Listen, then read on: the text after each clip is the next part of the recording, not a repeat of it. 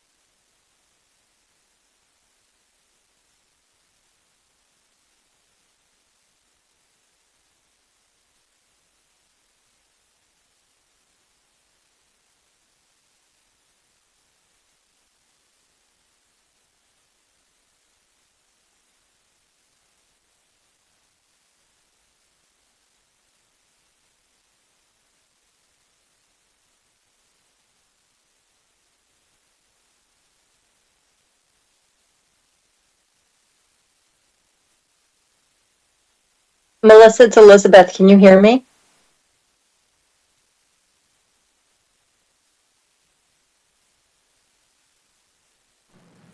Yes, Elizabeth, I can hear you. Yes, Elizabeth. Okay, excellent. I had lost audio for a minute there, but I think I'm back. Thank you. Great. We've already started the live stream, so anything you say is streaming at this point. Thank you.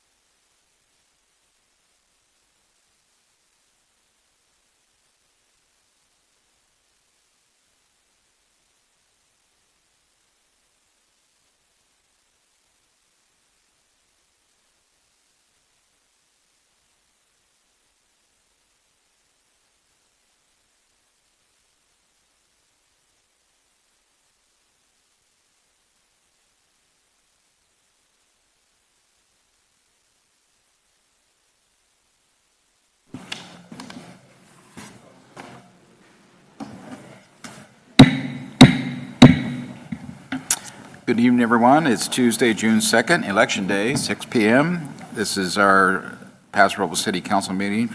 We'll begin with the roll call.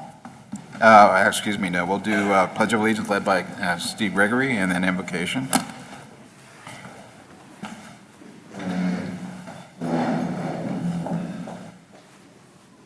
Follow me.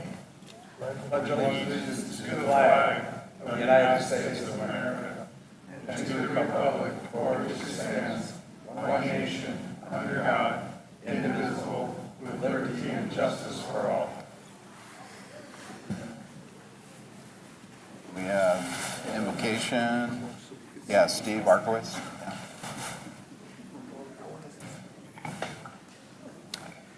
Good evening.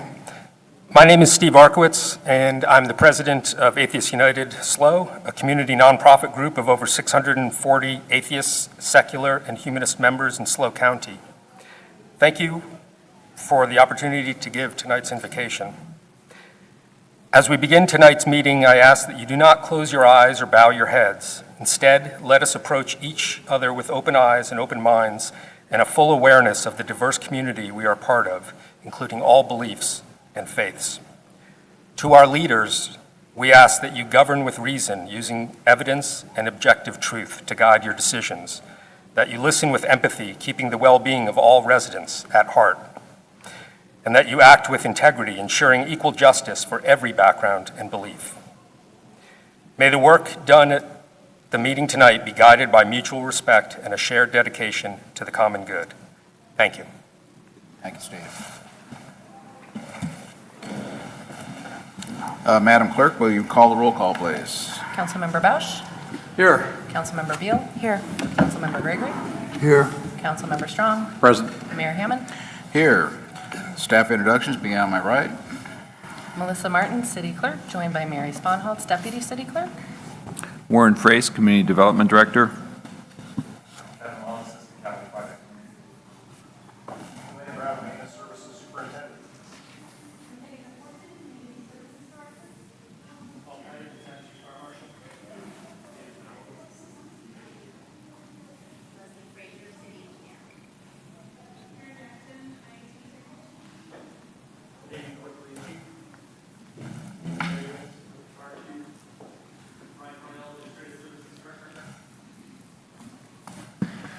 Chris Hewitt, City Manager. And we have Elizabeth Hall online as our city attorney. Yes. Elizabeth, you're there? Yes, I am. Very good. Yep, Elizabeth Hall, City Attorney.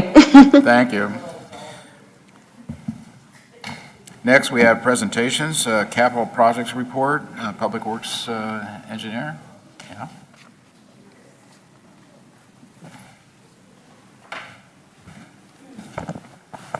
Good evening, Mayor Hammond, members of the council.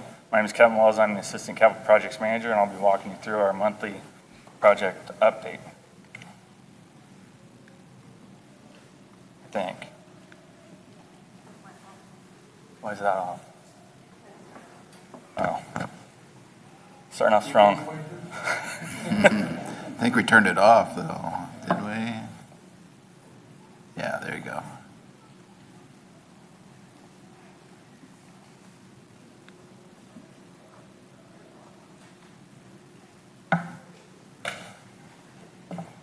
No worries. There it is. Yeah. Okay, so as always, we start off with the projects in progress. So we have three main projects right now. We have the Sherwood Park Pickleball Court Complex. We're proud to announce that we have a soft opening July 13th, so that project's finally coming to conclusion. Next, we have Capitol Hill Sewer, which that ending is in sight next month as well. And then we have Sierra Bonita neighborhood road upgrades, which is also going to conclude next month, possibly next following one. Then a couple projects that we had, Crescent Road Phase 2, so this contract has been awarded. We intend to probably start it in July. That's been awarded to Whitaker Construction. Next, we have Commerce Way. That is not out to bid any longer. That has actually been received, and we intend to award that next council meeting. Then Riverside Avenue 17th to 21st Street. We've awarded that to SenCal, and we intend to start that August 3rd, which is right after the fair.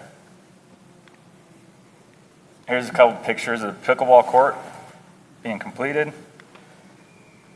Next is the Capitol Hill Sewer Project, so that one's nearing its end too, next month probably. Sierra Bonita, this one's been pretty much complete. We're just waiting on slurry seal on Scott Street, which is dependent on the sewer installation. Again, just a reminder, this was done measured I-24, not 124. And here's a picture of basically what the roundabout's going to look like at Rolling Hills and Creston Road. Again, this is going to be scheduled for July. Commerce Way is also coming up. Again, that's going to be awarded next council meeting. That's from Sherwood to Scott Street. And then finally, we have the Riverside 17th to 21st Street. These are going to be pedestrian improvements along with the road overlay. Again, this is going to start August 8th after the fair. A couple projects that are upcoming. We have the downtown streets, so that's going to be these streets right here. So basically, it's going to be 16, no, sorry. Oh, shoot, I can't see those. Park Pine, 22nd, 21st, 15th, 14th. Yeah, so those ones will be going in the final engineering. Then the Orchard Bungalow, these are the streets that were selected for repairing those. That's also in preliminary design. Then we've already completed all the water improvements on this, water and sewer, so now we're just waiting for the road repairs. So that's going to be out to bid. And then finally, we have the 16th, 18th, 30th, and 32nd, 36th Street road repairs. And that concludes the report for the project update. Does anyone have any questions? Yep, questions? Chris Boucher? Thank you. Kind of a segue. Southwest corner of Lana and Creston does not seem to be a ADA ramp at that corner. Notice that just walking the dog. No complaints about it, but as that project nears completion or work, I guess, maybe take a look, make sure that that's, it doesn't look like there's no setback by where the signal's placed. Probably why it was skipped would be my guess. But anyway, just bring that to your attention. Thank you. I'll have to look into that. You said the corner of Lana and Creston? Creston. Okay. Thanks. Yeah, I've got it written down. And what's the timing on Commerce? I mean, is that like a 4-month project, or will it be done before the winter starts again? I believe it's 70 days. Yeah, okay. Yeah. Yeah, perfect. So yes, it will be done before the winter. You might not know this. What's happening on Creston Road just south of Niblick? Are there like utilities going in, or is it fiber? Creston, I believe that's fiber. That's a community development project. Got it. Yeah. And then also the new like streets landing page is super. Everything is just in one place. People can go to prcity.com/streets. I think it'd be helpful to add a little something about phase 2 of Creston Road, because Okay. that's feeling particularly bumpy now that when we come off the smooth part. But I think it would be helpful for people to know that it's right around the corner. I'm sorry to interrupt, but I think the speaker is off and nobody can hear anything on the dial. Okay, thanks. That's for her.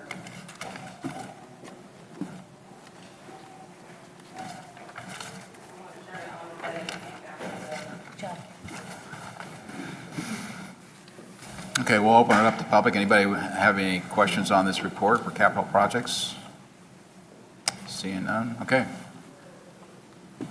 I'm assuming probably no one online. Oh, yeah, Bob, come on up.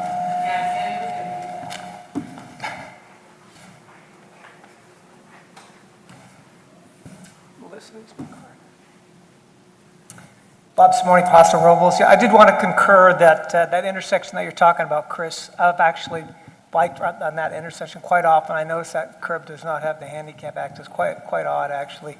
And I just wanted to ask if there's any plans to do any work in Niblick in the near future? It seems to be getting worse and worse. Niblick at what level, what cross street? Well, Niblick between Creston and The River Road. Yeah, okay. Yeah. Can give you an update on that one, what's going on. Yeah, I don't have any current information on that location exactly. I do know that we're going to be doing a bike path improvement, and alongside of that is going to be road repairs in the future, but I don't have a date. And Mayor, I can Yeah, jump I in was real gonna say, quick, Chris. just to supplement that. So the city did receive a state grant of about $14 million to put a Class 1 bike and pedestrian path, what would be on the north side of the road. And that's from Spring Street all the way to Creston. Along with that project is money to rehab the road. We're getting that money from the state in 2028 for construction. It's in design right now, so I would expect that that work would be underway in 2028, but the intent is to rehab that entire stretch of roadway. We'll be shovel-ready by that point, as far as engineering. That's the goal. Yeah, very good. Okay, Jeff, thank you very much. Thank you. Moving on, we have general public comments. This is the time that the public may address the council on items within its purview but not scheduled on tonight's agenda. Council or staff may briefly respond to statements or questions posed by the public. Please fill out a speaker information card and give it to our city clerk upon speaking. You'll have 3 minutes.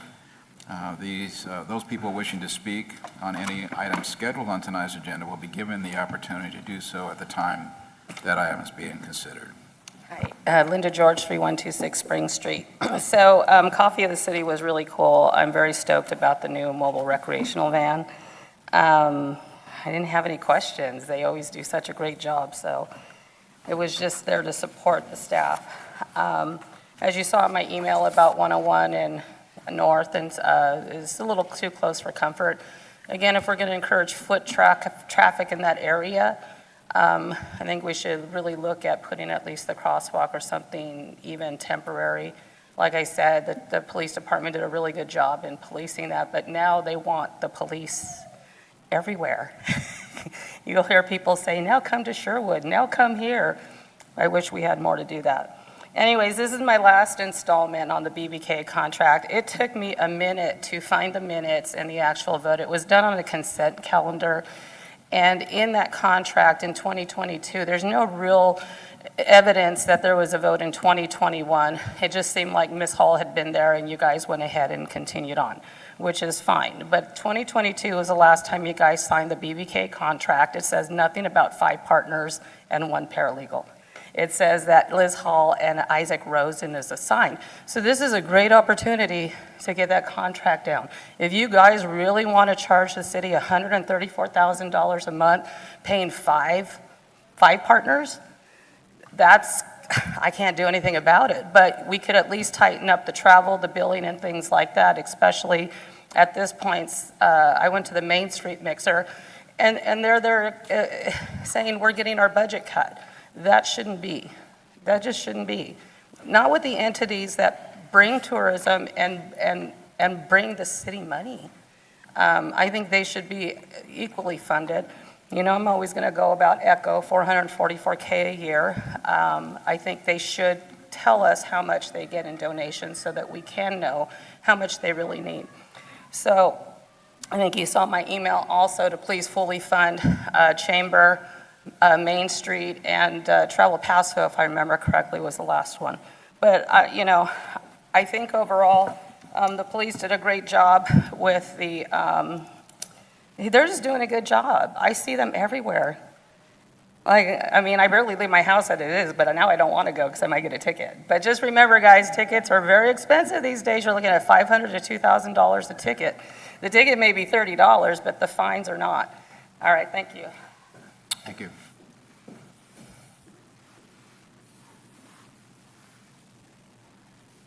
Margaret, welcome. Good evening, council, staff. I'm representing Paso Robles downtown Main Street. Your name? Oh, sorry, Margaret Holstein. Sorry about that. What I'm what I want to talk about is Norma's Alley. And so has been brought up in the past, but I was wondering if sometime there could be an ad hoc committee or discussion about Norma's Alley. I know the budget has taken place this year, but maybe for the following year. That is, since I've been helping a lot with Main Street, is definitely a busy alley for pedestrians, going in between there, the restaurants and other things. And I was just wondering, I think Chris Spiel, we talked about it at Main Street and said it really wasn't, ad hoc committee hadn't been discussed, or what was the conversation, so I can refresh? Oh, Chris Spiel? Mayor, would you like me to take that one? Yeah, sure.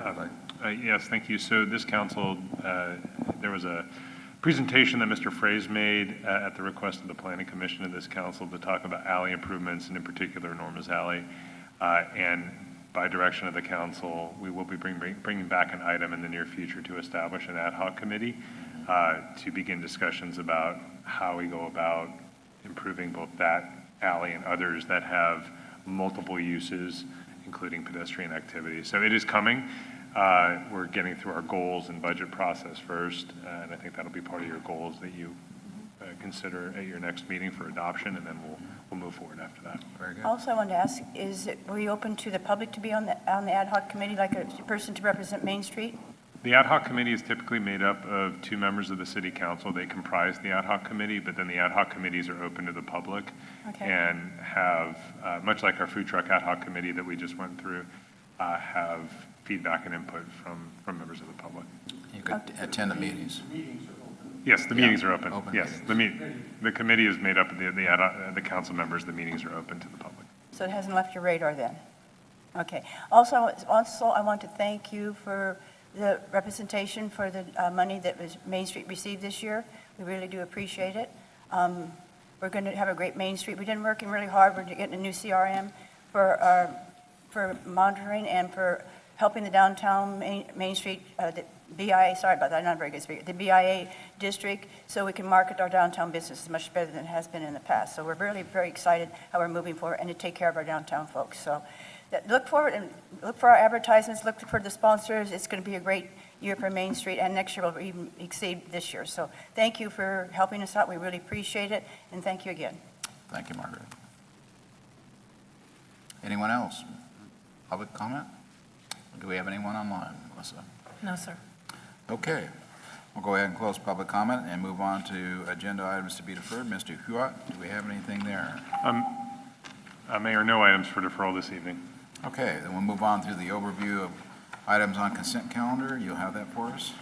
Yes, thank you, Mayor. So tonight we have 9 items on the consent calendar. About half the consent calendar is meeting minutes, and so starting with the approval of your May 13th special city council meeting for advisory body interviews.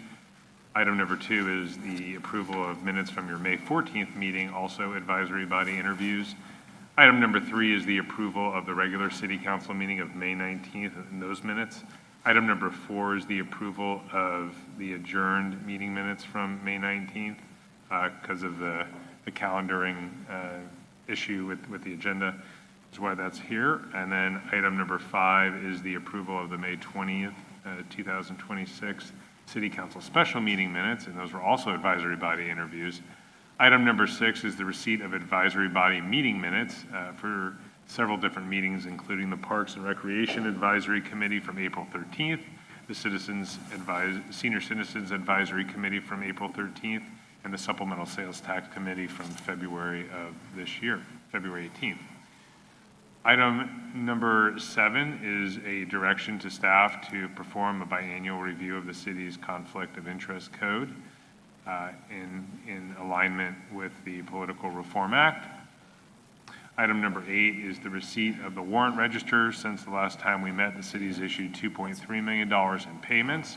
There are several that exceed $100,000 that I'll cover in detail now. The first is a payment to Granite Construction. This is related to the design of the South Vine Street Bridge in the amount of $110,097.50. Next is a payment to Smith Mechanical, Electrical, and Plumbing. This is related to HVAC replacement at the Public Safety Center and in the amount of $148,051.81. The next is a payment to Best Best & Krieger for March attorney's fees in the amount of $110,708.99. Next is a payment to Granite Construction Company. This is related to a change order associated with Phase 1 in the amount of $155,278.69. Next is payment to United Field Service Corporation. This is for the Golden Hill Water Tank Recoating project that's underway. This comes out of the Water Fund in the amount of $233,764. Next is a payment to San Luis Obispo County Visitors Group, which is better known as Visit SlowCal. This is a pass-through payment for their assessment that's collected through the hotel tax collection process. And this is for the March 2026 payment in the amount of $102,603.82. And then next, similarly, is a pass-through payment to Travel Paso for the March 2026 assessment that they have in the amount of $136,114.47. Finally, the last item on the consent calendar, Mayor, is the approval of the declaration of public nuisances related to the city's citywide weed abatement programs, setting the hearing for June 16th at 6 p.m. for those that not have yet, those property owners that have not yet abated their property for those hazardous materials, weeds, debris, et cetera, that are subject to this review. And with that, that concludes the consent calendar. Happy to answer any questions. Very good. Thank you, Chris.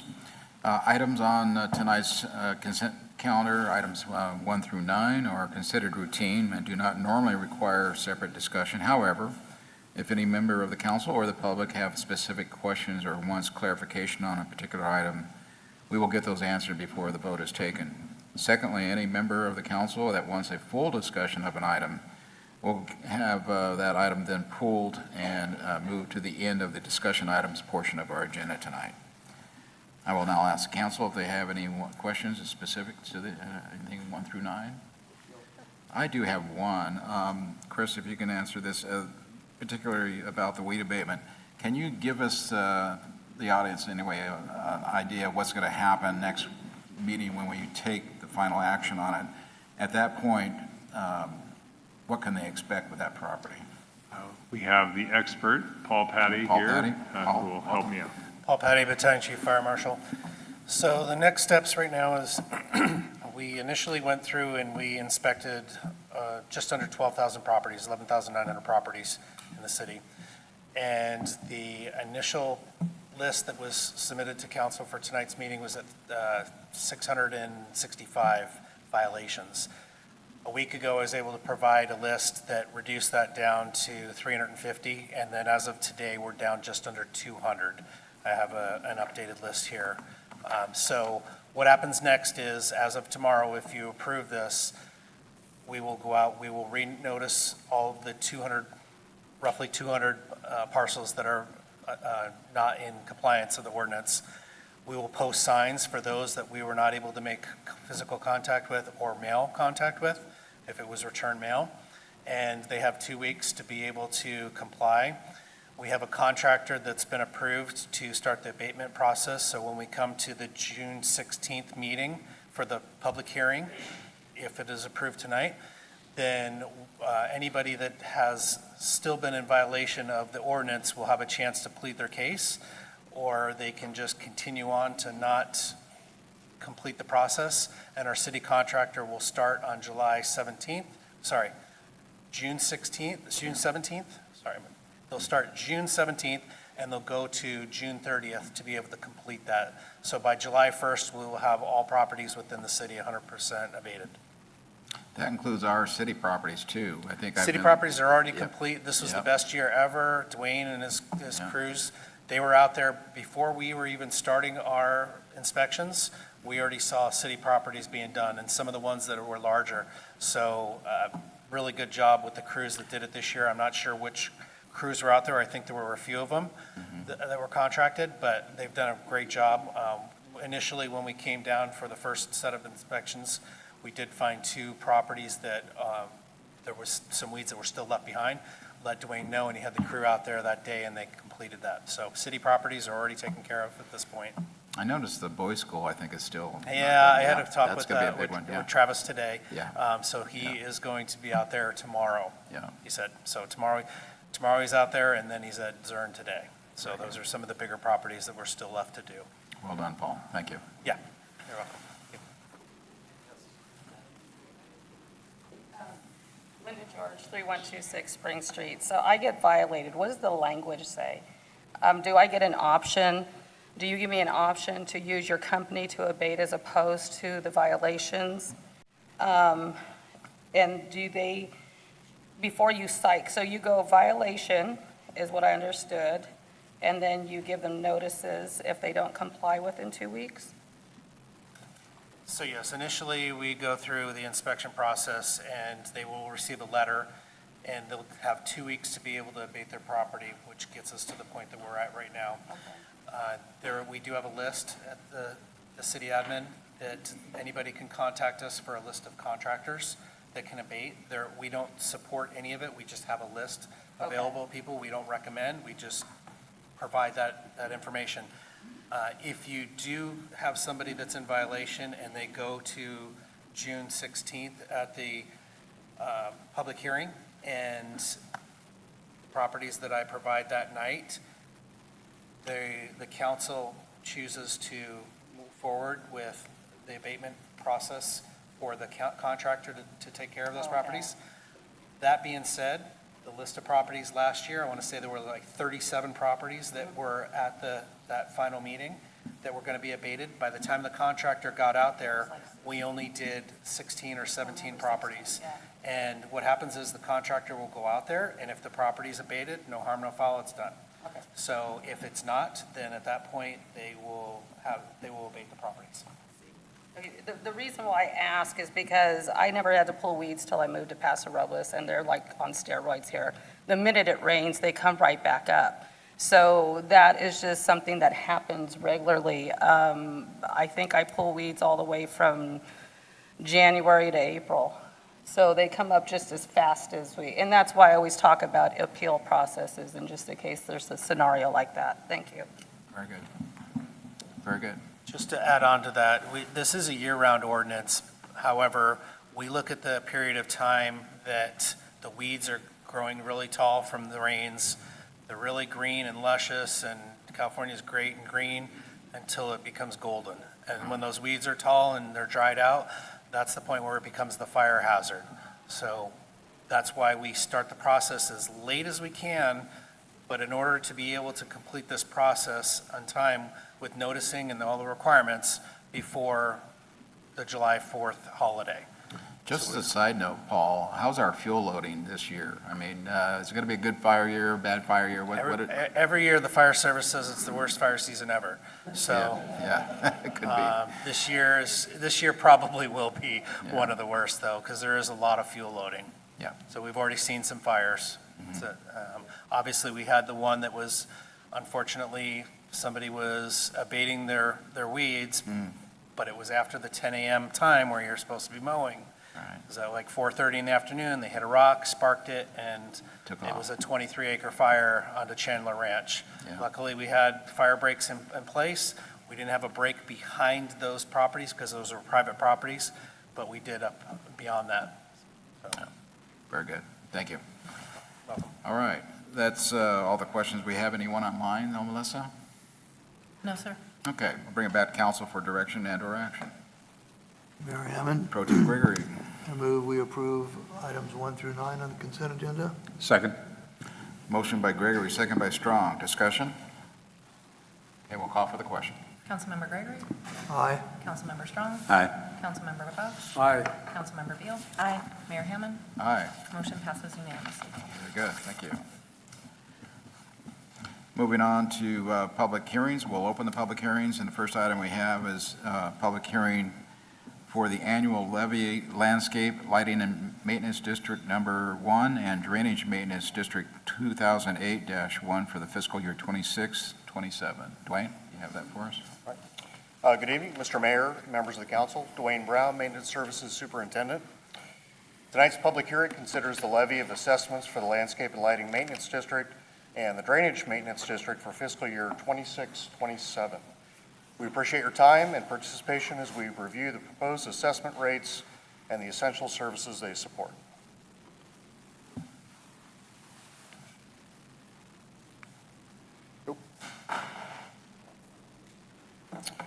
The Landscape and Lighting Maintenance District and Drainage Maintenance District assessments are developed for each sub-area based on estimated costs to maintain the associated improvements within the maximum assessment revenues permitted.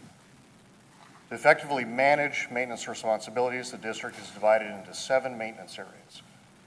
Within that, we have 19 zones, 145 sub-areas, and each one has its own unique maintenance requirements and cost allocations. The engineer's reports outline the proposed budgets and assessments for each designated zone and sub-area. These reports have been made available for public review, and they're also posted on the city's website.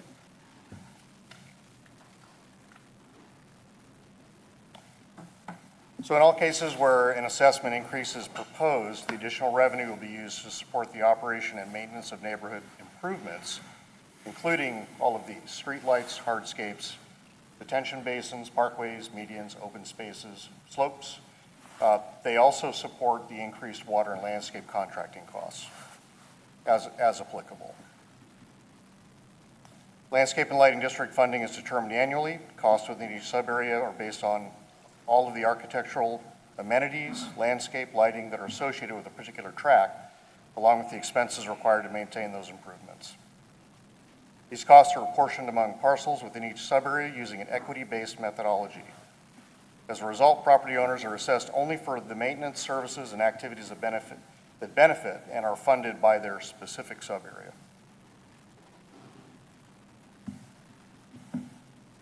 So this year,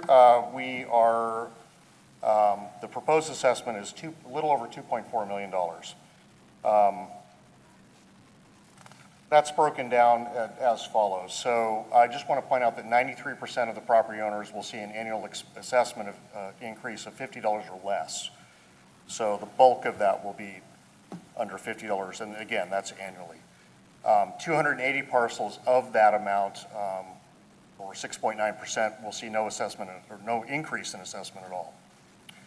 The remaining is broken out as you see. So 6.4% of the property owners will receive an increase between $51 and $100, and just 0.3%, or 2 parcels, will be seeing an increase exceeding, not 2 parcels, 2 sub-areas, will be seeing an increase exceeding $100 per year. Lastly, for the Drainage Maintenance District, the total assessment will be $454.80. This is to fund maintenance of the Drainage Maintenance District adjacent to Ashwood Place. So you can see on the map, there's a drainage that runs through 4 parcels. That concludes my presentation. I do have representatives from Wildan here if we have any technical questions or questioners about the about the report. Okay, thank you, Dwayne. Open up to council, questions of this item? This gets easier to understand. Yeah. This gets easier to understand every year. So I agree with you. It's easier this year than it was last year. Okay. All right, good for council. Anyone in the public have any? I caught them, calm. I don't see anything, okay. Question for Elizabeth, bring it back to council. Do we obviously need to make 4 separate resolutions, motions on this? Can you hear me? Yes, we need 4 separate actions. That's what I thought. Okay, bring it back to council for direction and or action. Mayor Hammond, I'd Pro like Tem to Gregory. make a motion to approve Resolution 26XXX, amending and or approving the engineer's annual levy report for El Paso de Robles Landscape and Lighting Maintenance District 1 for the fiscal year 26-27. Second. Motion by Gregory, second by Strong. Discussion? Okay, call for the question, Melissa. Councilmember Gregory? Aye. Councilmember Strong? Aye. Councilmember Bausch? Aye. Councilmember Beal? Aye. Mayor Hammond? Aye. Motion passes unanimously. Okay. So Mayor Hammond, I move to approve the Resolution 26XXX, B, amending and or approving the engineer's annual levy report for El Paso de Robles Drainage Maintenance District number 2008-1 for the fiscal year of 2026 and 27. Second. Motion by Gregory, second by Strong. Discussion? Okay, we'll call for the question. Councilmember Gregory? Aye. Councilmember Strong? Aye. Councilmember Bausch? Aye. Councilmember Beal? Aye. Mayor Hammond? Aye. Motion passes unanimously. Okay. Mayor Hammond, I'd like to move to approve Resolution 26XXXC, ordering the levy and collection of assessments within the El Paso de Robles Landscape and Lighting Maintenance District 1 for the fiscal year of 26-27. Second. Motion by Gregory, second by Strong. Discussion? Call for the question. Councilmember Gregory? Aye. Councilmember Strong? Aye. Councilmember Bausch? Aye. Councilmember Beal? Aye. Mayor Hammond?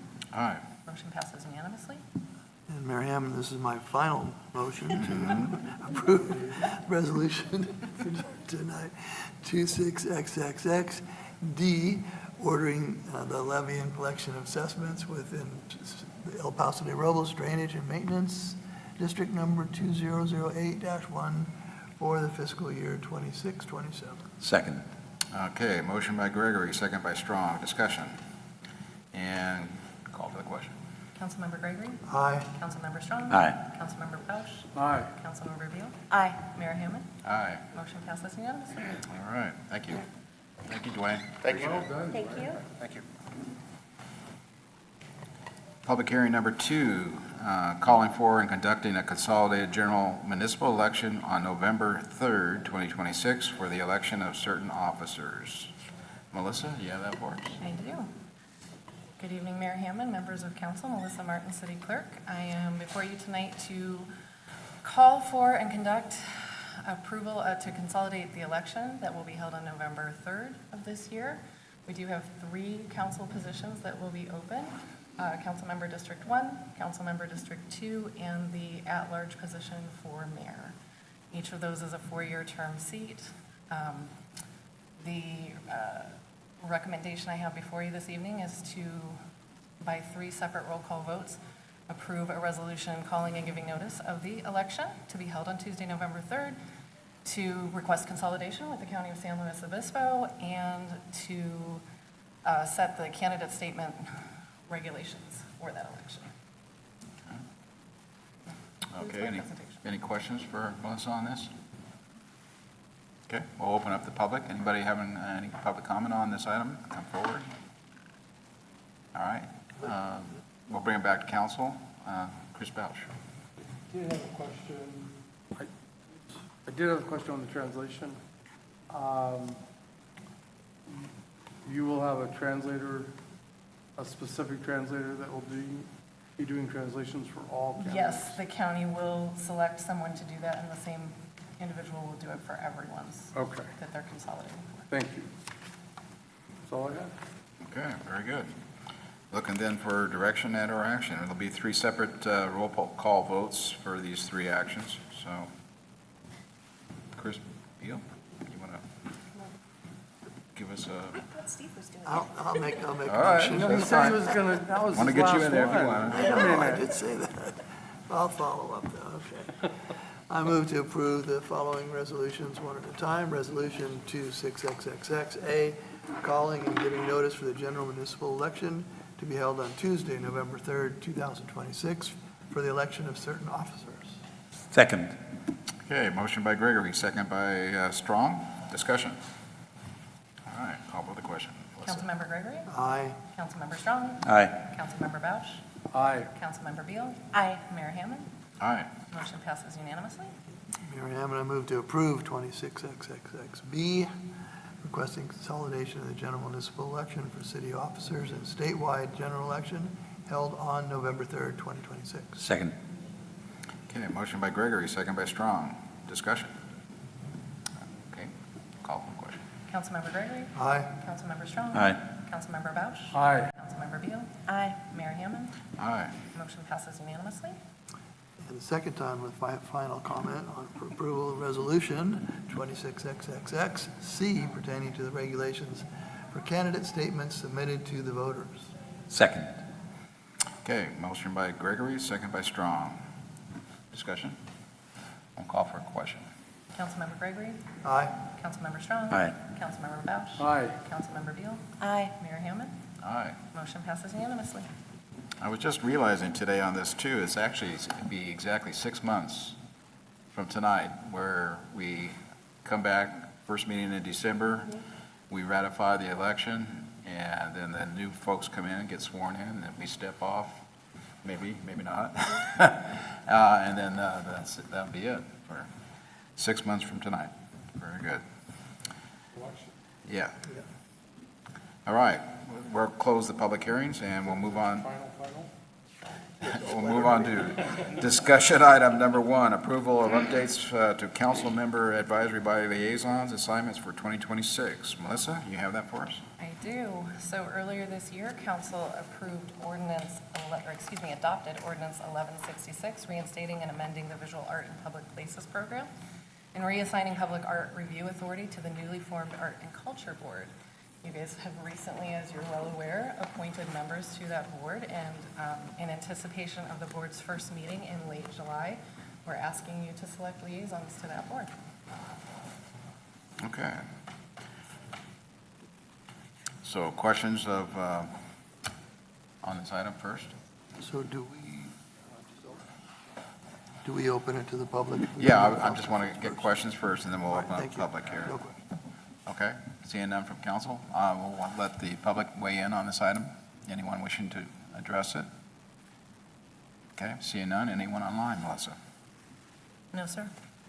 Okay, so specifically, it is the arts and, The Art and Culture Board. right, that, I'm trying to remember the title of that. And so I kind of went through just throwing out all of our assignments and everything that we have currently. Gregory and I are pretty heavy. Chris Beal, you have approximately 4 that you're assigned to. Fred, you have 3.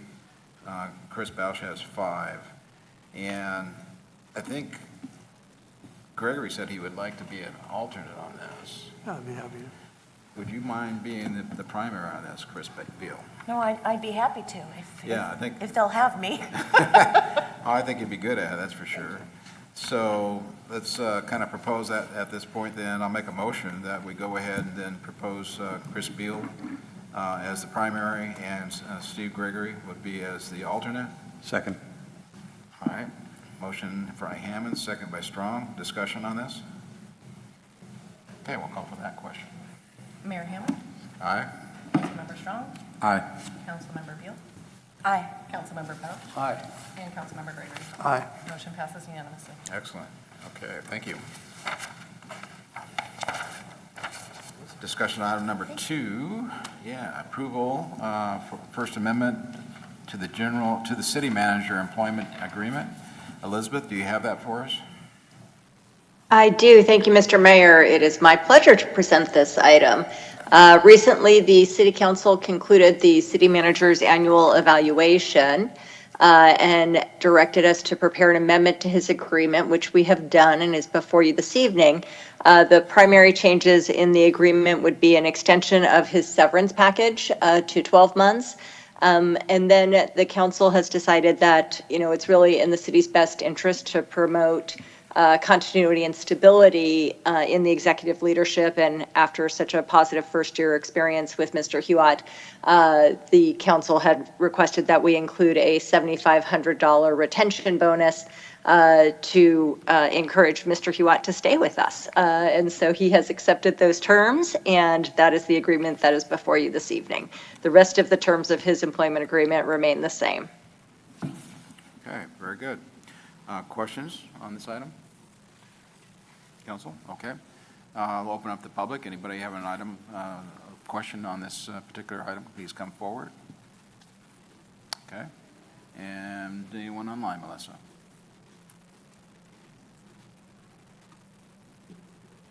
No, sir. Very good.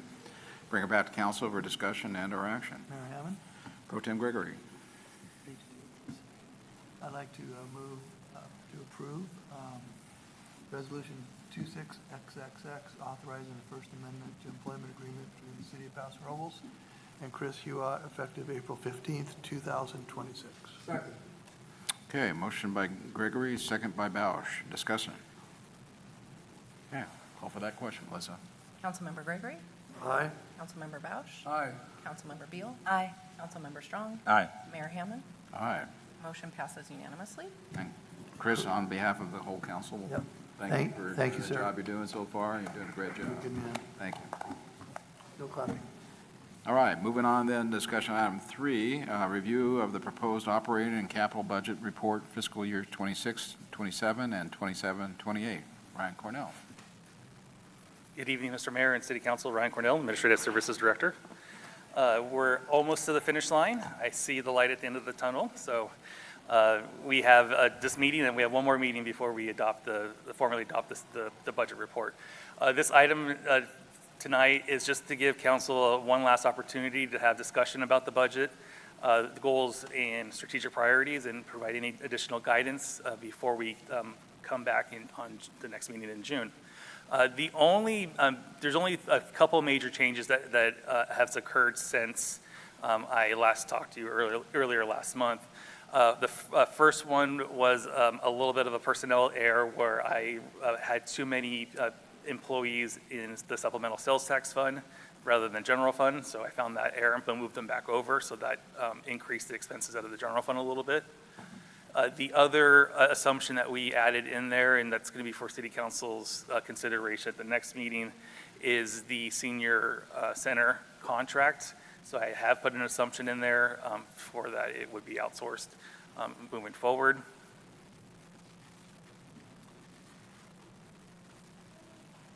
Thinking about what the next one is. What's the next one? The next one.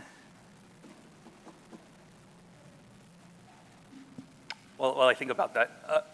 The next one actually has to do with the stakeholders agreement. So even though we didn't actually change the allocation to the stakeholder allocations, we are recommending equal contributions to each one of the Wine Country Alliance, Main Street, and Main Street and Chamber. Still staying within that original amount, though. It's still staying within the original amount. Okay.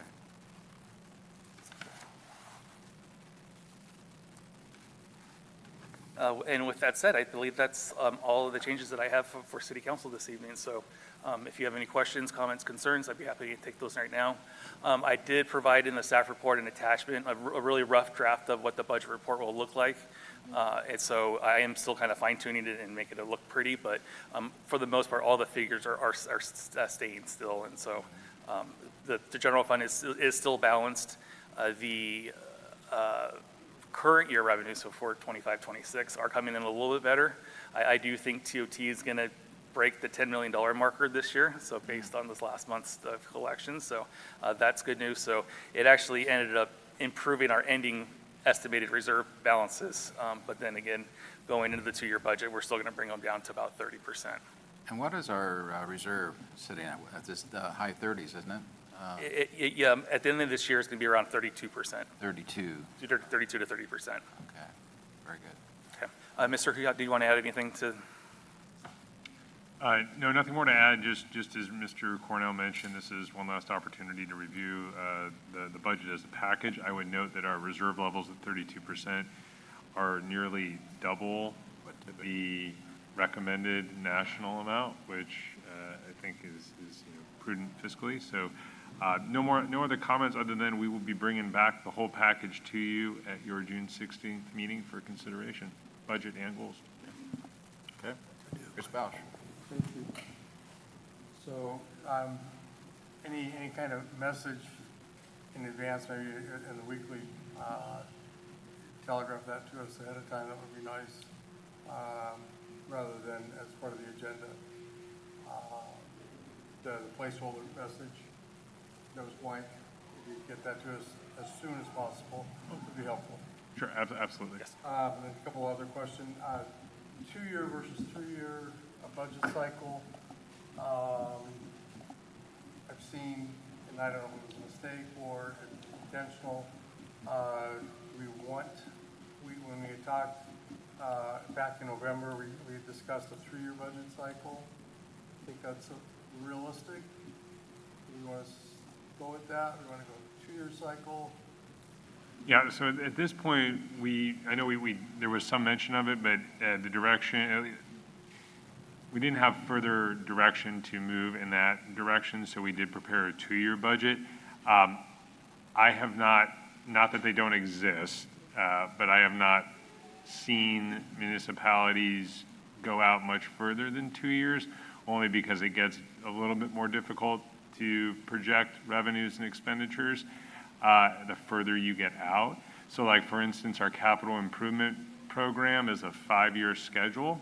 The first 2 is where we actually budget the dollars that we're going to be allocating in those years and using in those years. And then the remaining 3 are for planning purposes only. So I know we've done some longer-term projections that Ryan updates regularly and I think has provided previously. But for purposes of adopting the budget, at this point, we're recommending and will continue to recommend a 2-year budget. If the council would like to look at something in the future, happy to study it for you.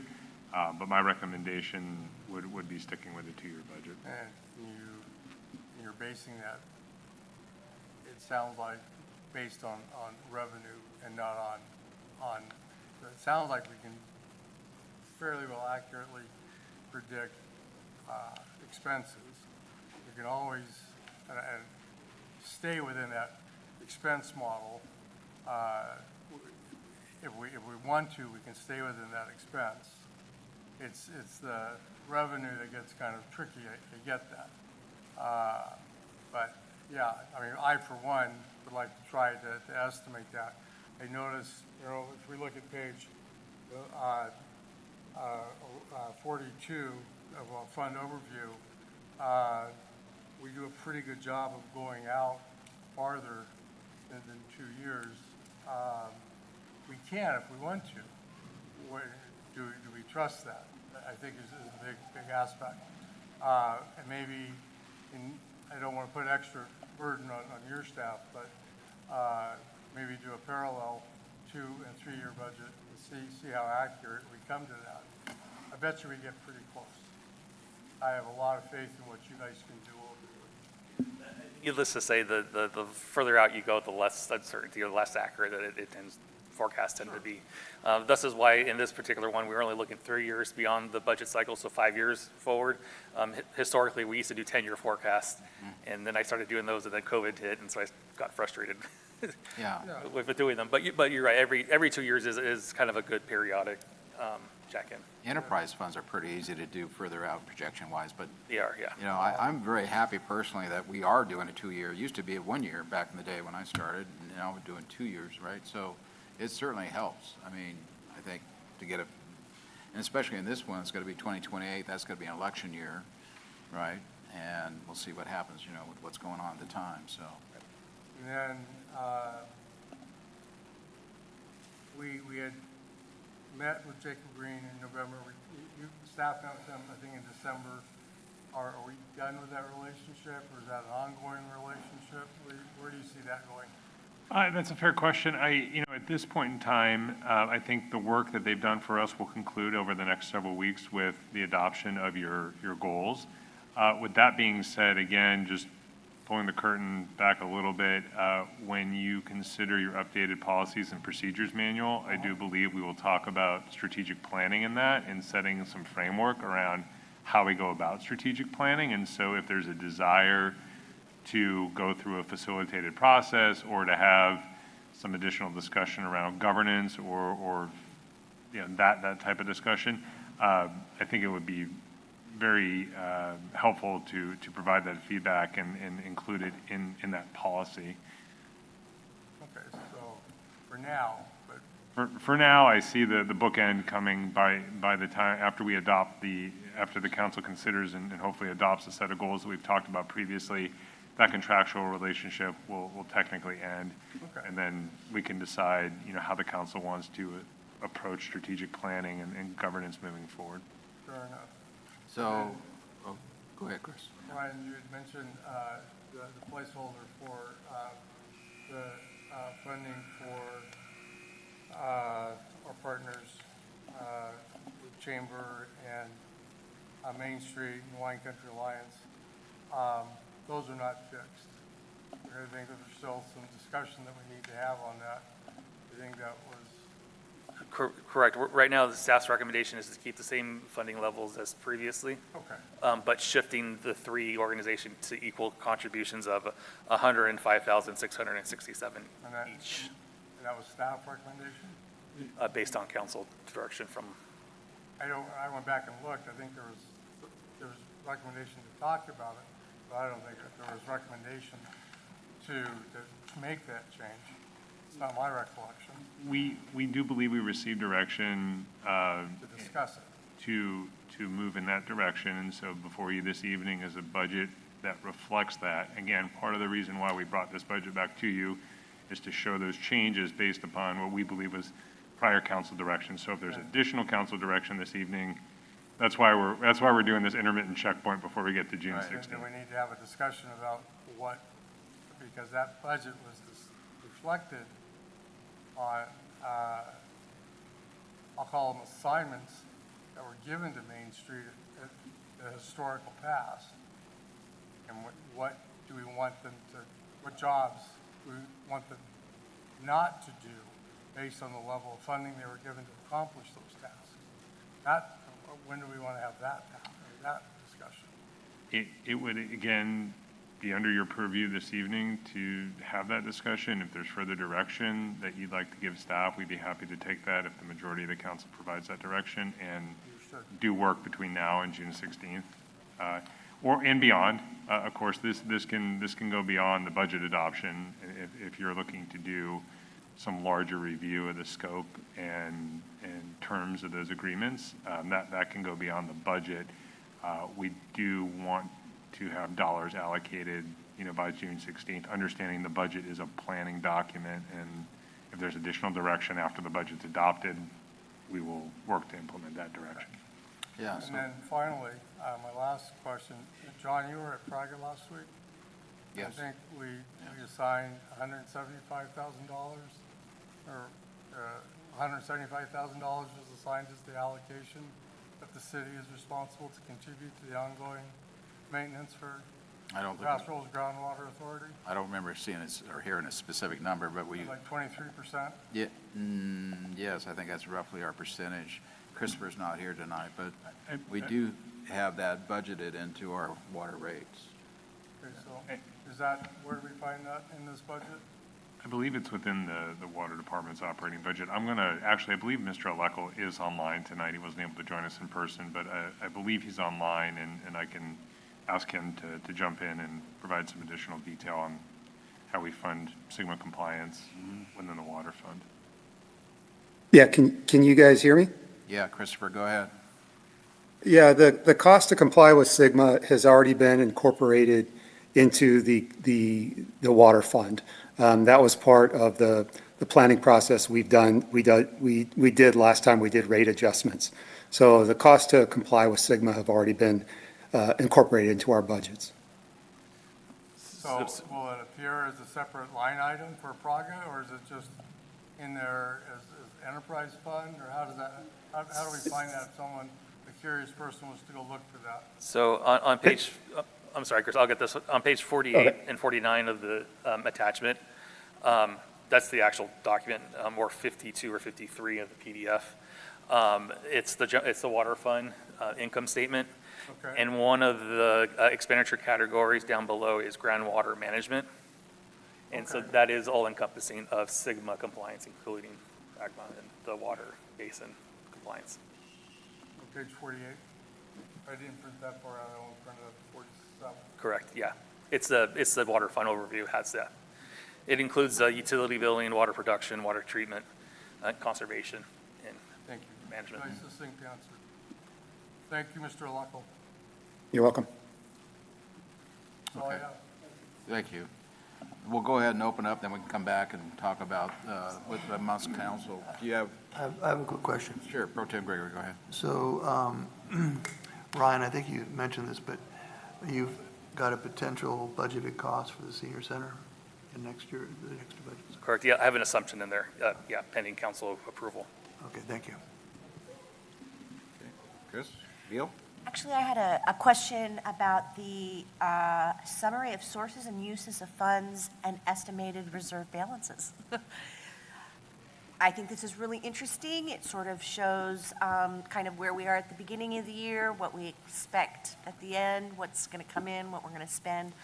But could you talk me through some of the negative dollars on some of our specific plans and how that got to be? Sure. historically, back in the early 2000s, when a lot of these larger specific plans came to fruition, we had entered into agreements with consulting firms to start the planning and design phases of these specific plans, with the intent that once development occurs, they would reimburse the city. In these two particular cases, Chandler Ranch and then the Beechwood specific plans, the construction or the development of those took quite some time. And so we've been carrying these receivable balances for several years. We don't do that anymore. If we have any developer comes in that wants to do these specific plans, we do make them put a deposit down immediately versus waiting for development to happen. Now, both the development agreements for also South Chandler and Beechwood have provisions in there so that when they start contributing offsite improvements, this will clear out these receivable balance that we have on the books and get it whole. That's great. And then just a general comment, these budgeting documents are fabulous. I mean, they really tell the whole story about what's going on in the city by department, staffing levels, capital projects, looking in the past and looking in the future. If you want to know sort of what's on our short, medium, and long-term radar about the kind of things that we're planning for and we're setting aside money for, these documents are fabulous. So great job, Brian. Thank you, Chris. Anyone else, council? No, we're going to open up the public, then we'll bring it back for further discussion, particularly about this community partners thing. I want to make sure we get all things cleared. Jeffrey, welcome.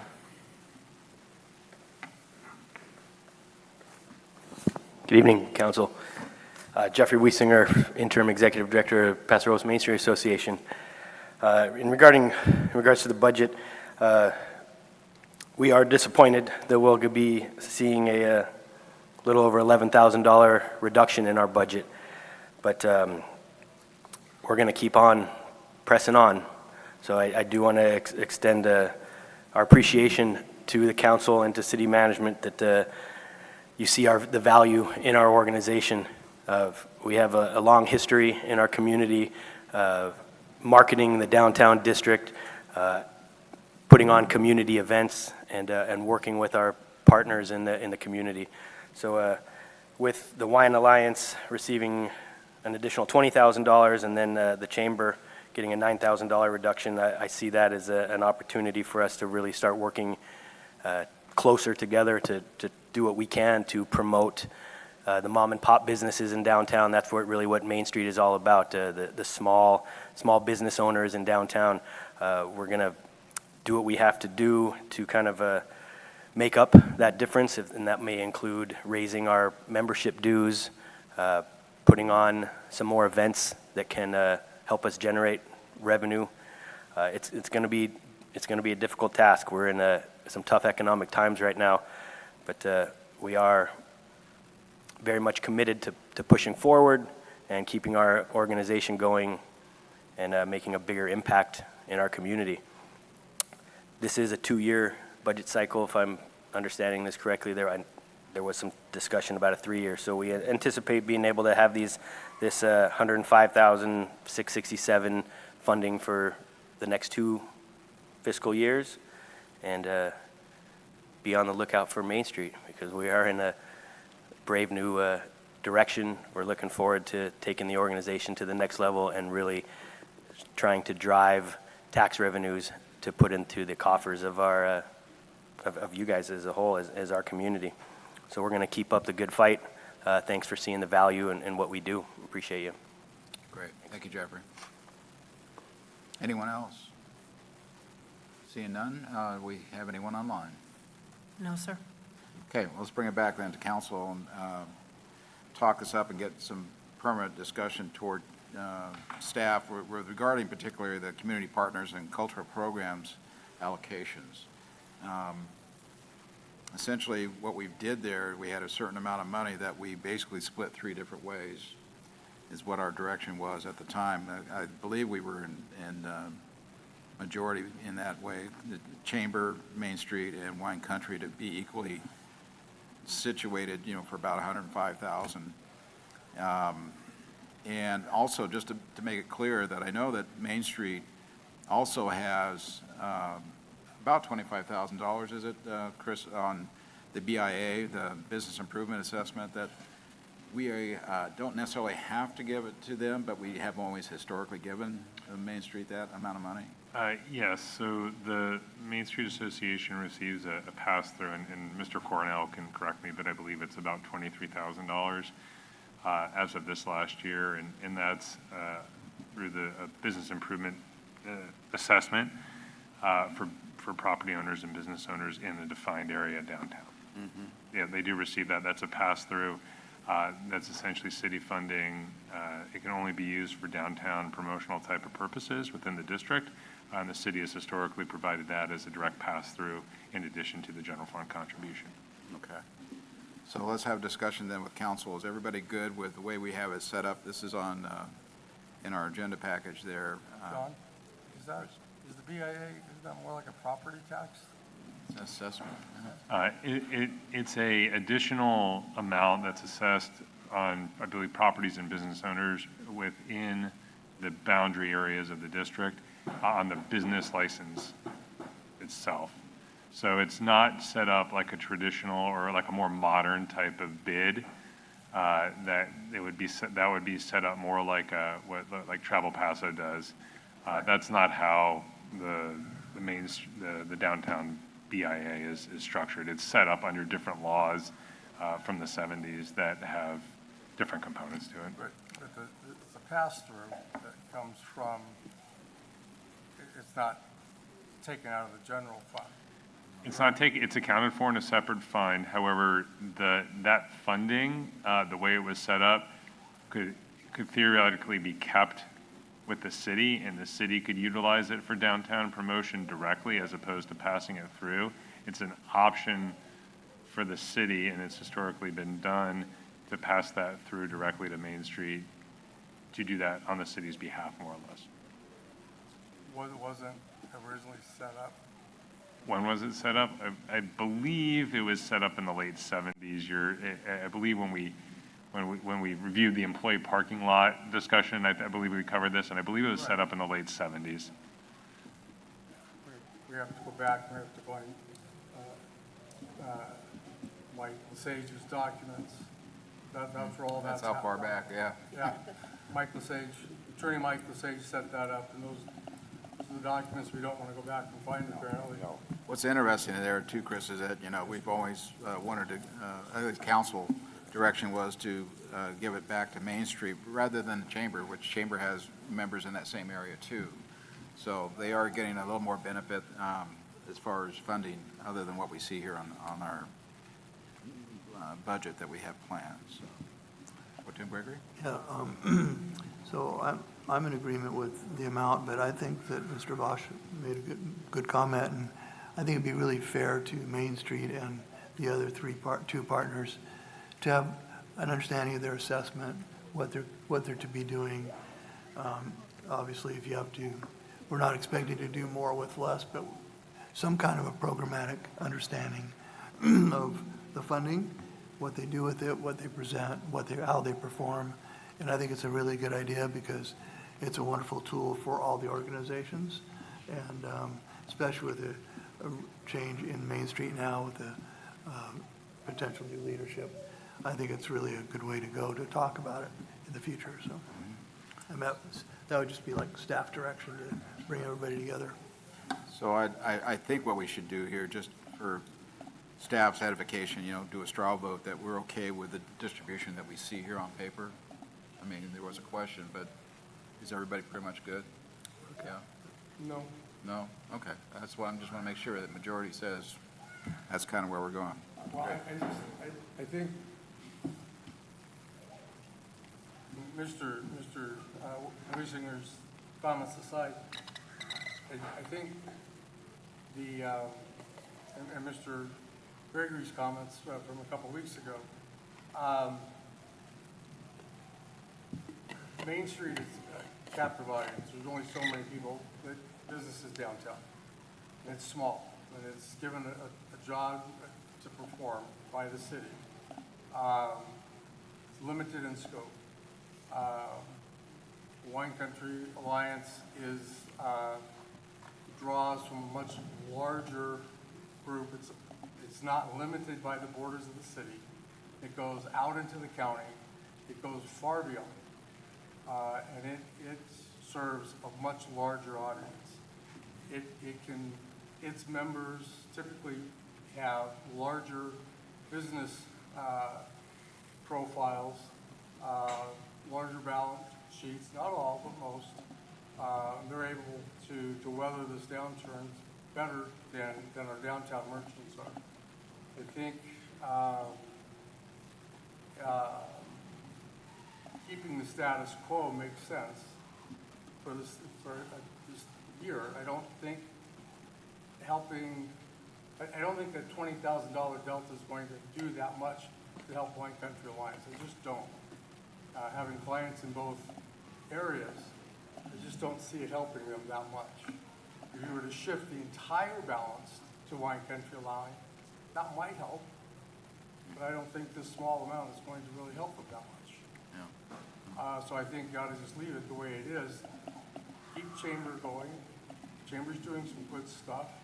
I think keeping Main Street going is helpful, and I think Wine Country Alliance will figure this out on their own. Yeah, I think, point well taken, Chris. I know back in the day, our company, even though we were out at the airport, we were members of the Main Street Association. I mean, I hope that their board can start reaching out, not just to, those local in that one district. There should be plenty of other businesses that can support Main Street. But at any rate, okay, so that's what I want to make sure that majority. Fred Strong, go ahead. Along that line, I like our current system, mainly because, yes, Wine Street Alliance, they can draw from a much larger area. But they also have a much larger expense because they go nationally and internationally to promote our area, our products. And that brings visitors to our area. Now, when the visitors get here, that's when the Chamber and Main Street come in. And they take care of those visitors and make them feel welcome and make them want to come back. The three of them work synergistically. And definitely Wine Country Alliance has a bigger budget because they are national and international in their efforts. But for what they do locally, it's appropriate what we're giving them, in my opinion. Okay. Very good. Okay, this is a receive and file, and so what the staff was asking us to do, of course, was to give any direction further, on these next 2-year goals, priorities, and budget outlined in this report. So I think, Chris, do you have enough based on what we've heard tonight? Yes, sir. Okay, we'll go ahead and then receive and file. Move on then to item 4, approval of the 2025 General Plan Annual Report. Darcy, or Warren? Warren. Warren will be making the report tonight. Let me get the PowerPoint queued up. All right.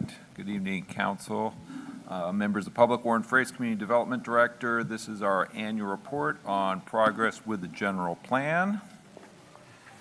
So this is a government code requirement that we provide an annual report. This report has to also go to the California Department of Housing and Community Development. We've already filed that report with them.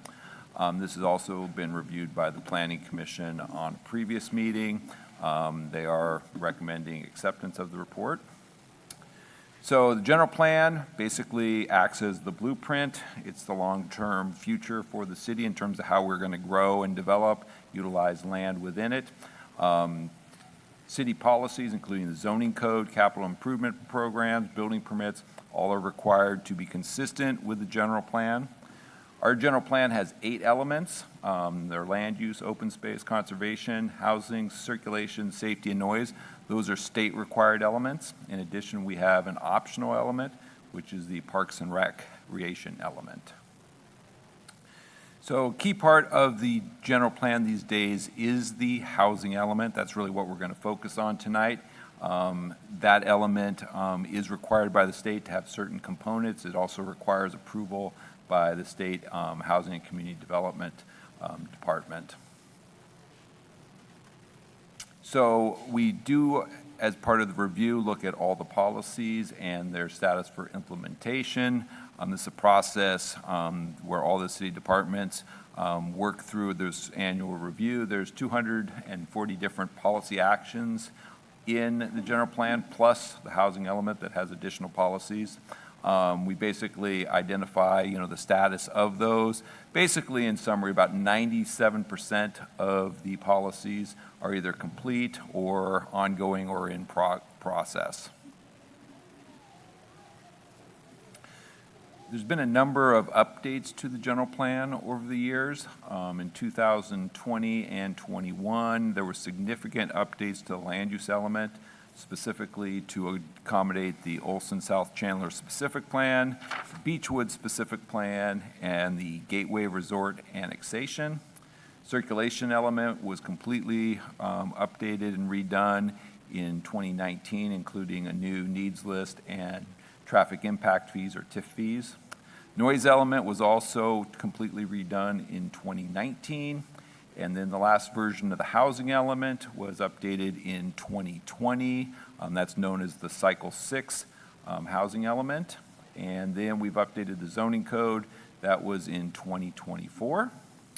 So moving on to housing, we'll talk about kind of housing production and how that is moving forward and progressing nicely within the city. So the general plan lays out a framework for how the city will develop. Key to that is the use of specific plans for development areas. So most of those areas are on the east side of town. This is the location of the Beechwood specific plan, the Olson South Chandler specific plan. These are approved and under construction basically right now. The green area is the North Chandler specific plan. That's the one area that doesn't actually have an approved specific plan. It was annexed to the city in the 80s, but we still need to do the EIR and specific plan. That's allocated in the general plan for 879 future housing units. Borky specific plans, the area up by Cuesta College. That's where the River Oaks development's occurring right now. That's a subset of the Borky specific plan. We also have the Union 46 specific plan. That was the first specific plan adopted in the 80s. That's just north of Union Road. It's kind of that purple area. And then finally, downtown is the Uptown Town Center specific plan, which is designated for about 1,000 infill units. So this table here basically just kind of shows the allocation of units and the progress of them. All of them are approved currently except North Chandler, as I mentioned. So River Oaks, in the Borky specific plan, 270 units. These are all under construction. The first phase, which is the seniors, traditions units, are pretty much wrapping up construction. They're moving into the reserve right now, which is the kind of single family product off to the east. The Olson South Chandler specific plan, 1,293 units approved in 2020. We have a number of what we call merchant builders under construction right now. So Shea Homes is developing kind of the area to the south of the Turtle Creek Creekside Park corridor. Spyglass Homes is doing the PA 13 area and then also the PA 9 area. They're also known as Ironside Homes. Cahov Navian Homes, also known as Cahov. They're doing planning areas 4 and 5, which are up in this area. And then Watha and Castanos, which is now Trumark Homes. They're doing areas 3, 8, 11, and 12. So they've got model homes under construction, and they're starting to sell units there as well. And then we have planning area 1, which was the affordable apartments that the Housing Authority has constructed. So that was 69 affordable units. Those were finalized a couple years ago. Those are all low and very low income family units. Beechwood specific plan is located further to the south. So this is Creston Road along here, Virginia Peterson Schools here. This is Beechwood Drive, Meadowlark Road here. So 911 units, same mix of units basically as approved in the Olson specific plan, everything from apartments to single family. This one also includes a nice 8-acre community park with soccer fields, baseball fields, and a playground. That's required to be completed by the 250th unit. Also includes the extension of Airport Road, basically from Meadowlark to Creston. This project is getting very close to starting construction. The first phase, which is Phase A, basically has plans ready to go. They're working on a final purchase agreement with a merchant builder to start that construction. Riverwalk Terrace, this is the old vacant pad next to J.C. Penney. This is another Paso Robles Housing Authority project that was partnered with the city. These are affordable senior apartments, so this was 79 low and very low income senior apartments. So this one was also completed a couple years ago. We've done a project with Habitat for Humanities up on Northern Vine Street. This was 9 low-income sweat equity units. That means the folks that live in the units actually contributed and helped construct the units. So that project turned out very nicely as well.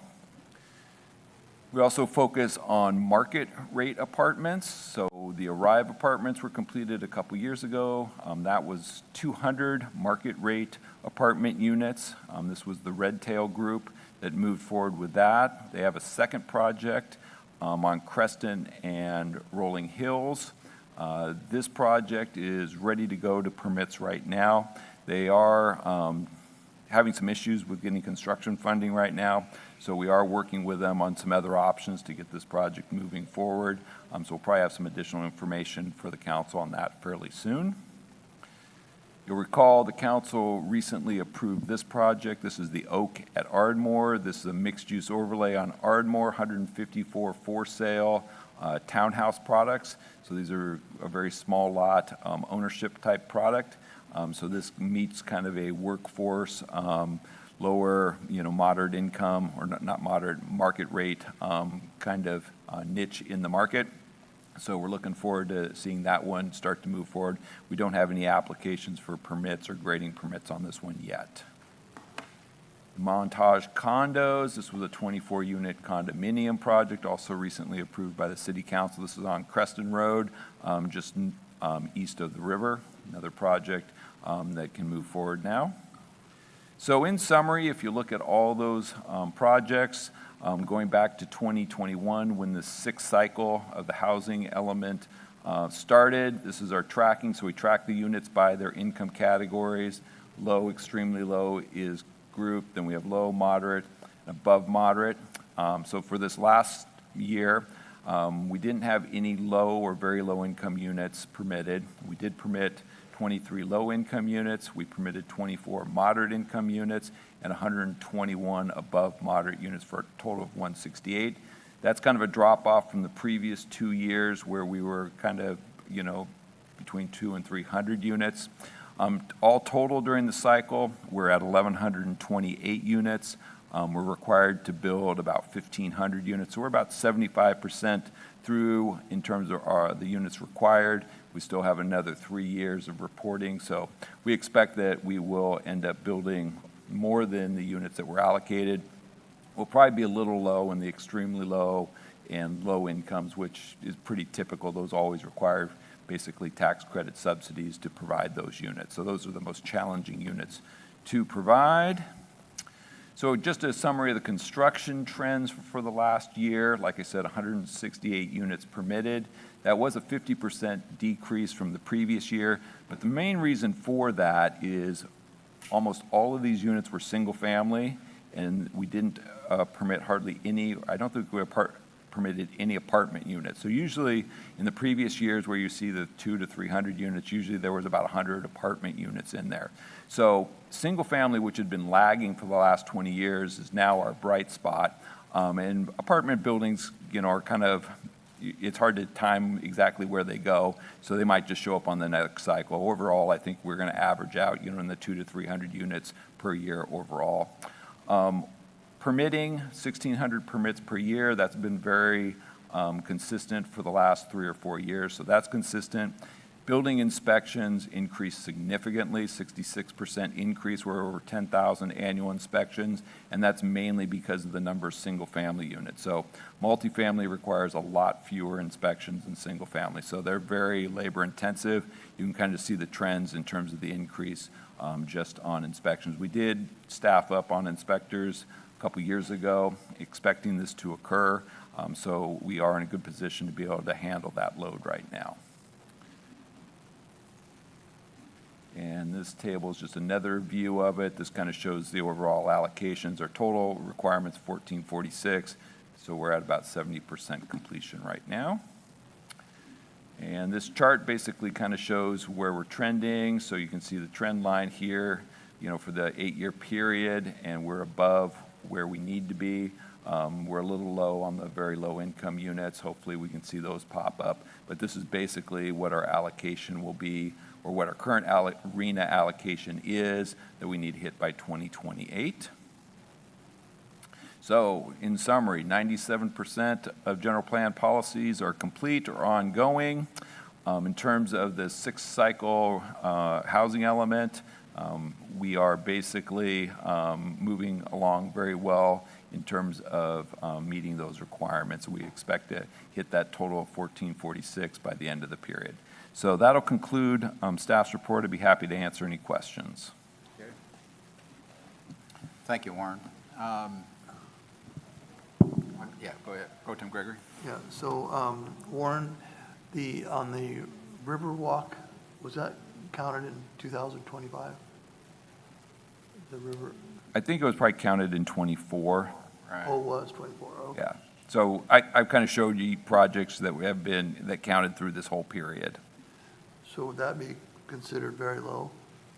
Yeah, low, very low. So most of the low, very low income units are either the Sunrise Village project or the Riverwalk Terrace project. Right. And between those two, that was about 140 units total? Roughly that. Thank you. Councilman Belsch. Thank you. Warren, so starting to read that there may be a new category proposed since extremely low and very low getting to be unaffordable. Have you seen anything about that? Yes.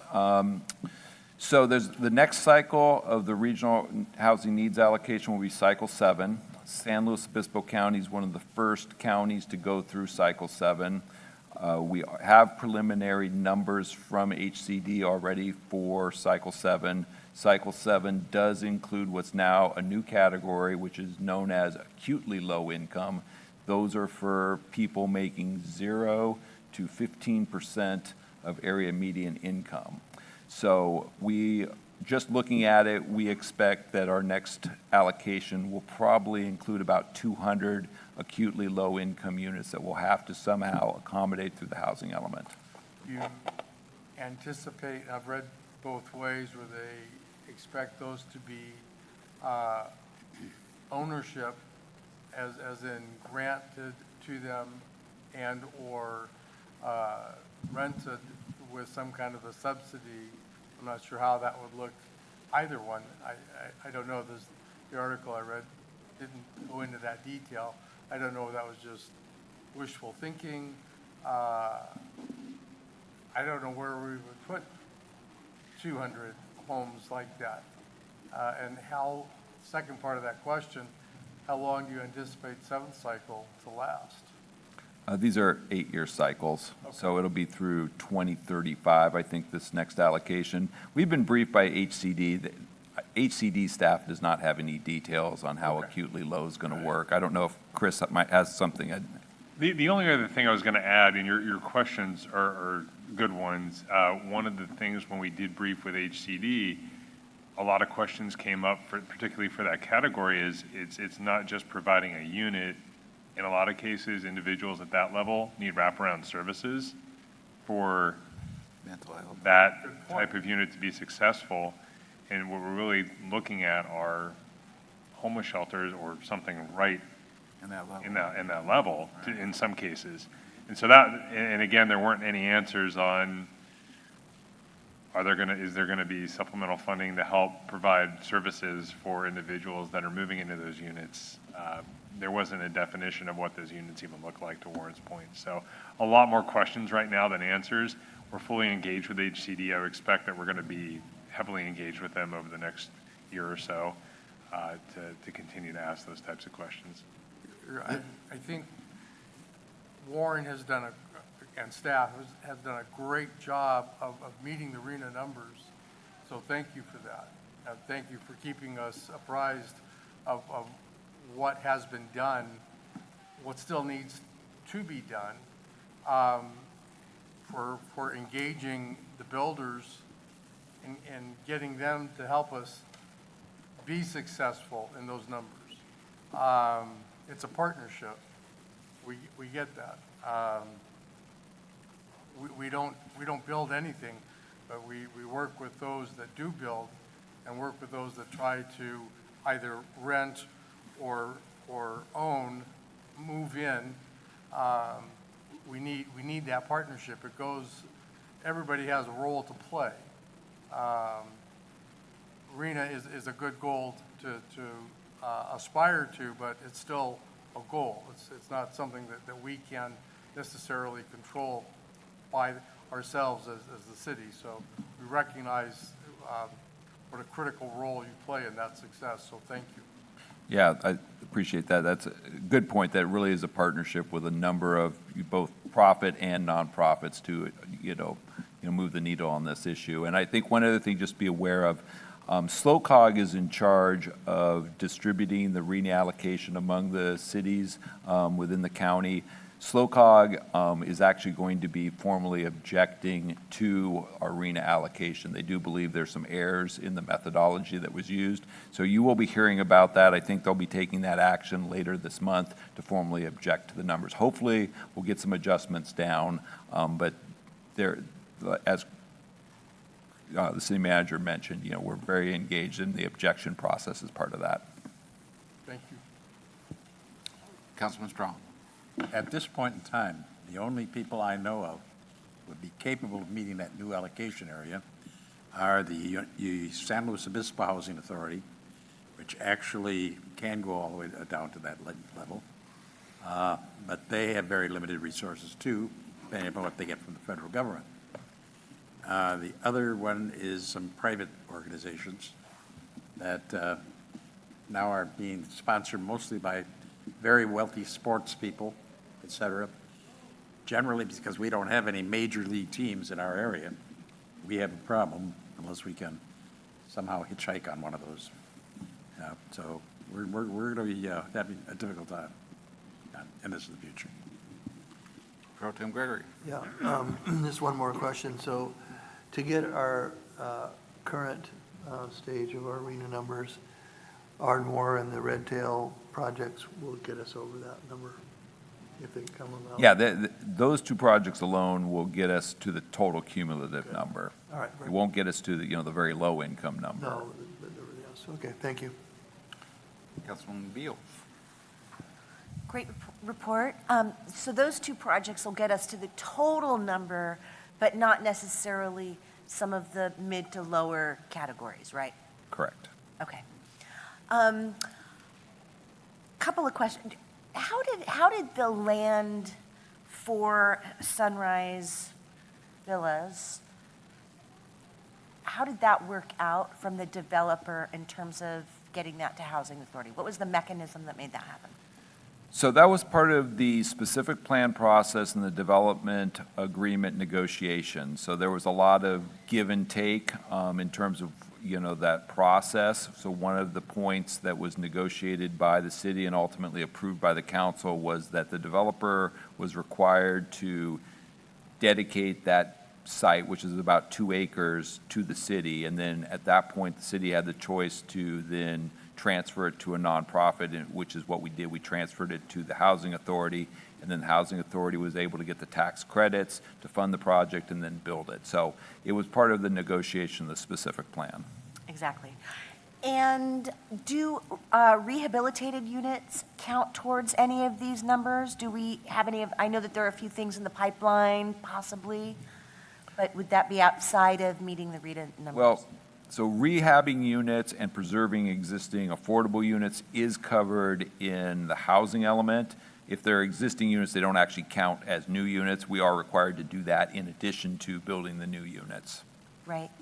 Because I know a few properties, they're sort of running to the end of their kind of Department of Ag Yes. kind of life cycle, so, Yeah, those are considered at-risk units. So there is a section in the housing element identifying all the, quote, at-risk units, and then we do have policies in the housing element, basically directing the city to take proactive steps to intervene, to extend those affordable covenants. right. I mean, every nonprofit partner I've spoken with talks about what a good partner the city is to work with. So, I thank you for being very assertive in this work. It takes so much work between the public, private, and the government, really, to make these projects go. The other thing, I think it's important for the community to understand, like, these specific plans were established a long time ago, and the idea was, in general, you could have this many units, it would work out to this many bodies, at a certain time, we could have a certain population at build-out, right? But the things that we're seeing right now in terms of construction, that's the long, long, long road to get to the construction phase, right? All the public hearings that have happened, all of the workshops, I mean, a lot of these things were initially approved 20 years ago, more formally or more specifically approved in terms of permitting and plans like 5 years ago. Can you tell me a little bit about the circulation enhancements that are in the pipeline and required of some of the East Side developers? Yeah, so the specific plans that we're dealing with right now, Olson and both Beechwood, those were both annexed into the city around 2004, 2005, with the assumption that they were going to go to construction fairly quickly. The Great Recession set those projects back basically 10 to 15 years. So they didn't actually get to entitlements till 2020, almost 15 years later. Now they're starting, we're seeing the units under construction. All those projects are subject to EIRs, environmental review. Part of the environmental review is the traffic analysis. They are required to mitigate their share of new impacts that they create both on their site and off-site. So we do have a traffic engineer that modeled these projects very specifically in terms of how traffic would travel throughout the community. So they ended up, both projects, Beechwood and Olson, have a series of what we call mitigation measures to improve different intersections throughout town. So you'll probably notice that at 13th Street, the bridge crossing, the 3 signals, they now have those free right turn arrows added. So that was a requirement of the Olson specific plan. So they paid and installed that work right now. They have to also do widening at Niblick and Crescent Road, that intersection. We expect that to start this summer. They also have to do widenings at the Niblick Crescent Road intersection. That's subject to start this summer as well. There's a new street light or signal light that's been installed at Scott Street and Crescent Road. It's not operational yet. That was the responsibility of Olson as well. So those are projects they have to do. Beechwood has a series of projects on Charlet Road that they're responsible for. There's different triggers in terms of when they have to complete those projects based on the number of units that have been built. So that is kind of a overall summary of kind of how these projects are required to deal with their share of traffic. They don't have to fix existing traffic problems. They just have to deal with whatever increment of new traffic they're adding. Right. I think it's important for people to remember that there's construction happening, there will be, people will be moving into that area, and people are talking about traffic, sort of crossing the bridges.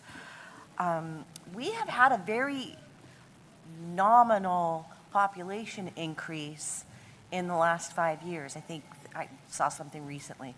So it's not like all of a sudden we have more population. What we have seen is less, student transportation that has really increased the burden of some of the roadways. But I want the community to know that there are these other mitigation measures going on around circulation that are coming down the path so to speak. Yeah, and I think another thing that Public Works is working on is a signal master plan. So a lot of our signals are fairly old technology. They haven't been optimized or networked basically to, optimize the flow of traffic. So I think that's kind of some low-hanging fruit that we can take advantage of that will actually improve things quite a bit. So over the next few years, I think we'll start to roll that program out as well. So that hopefully will, make a difference. And might we be talking about an adaptive light system?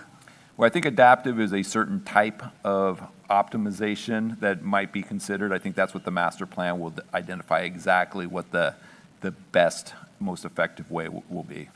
Thank you. My question, I guess, probably for Mr. Huat. I mean, I know that this seventh cycle of HCD, San Luis Obispo County got hit first, so to speak, in the whole state.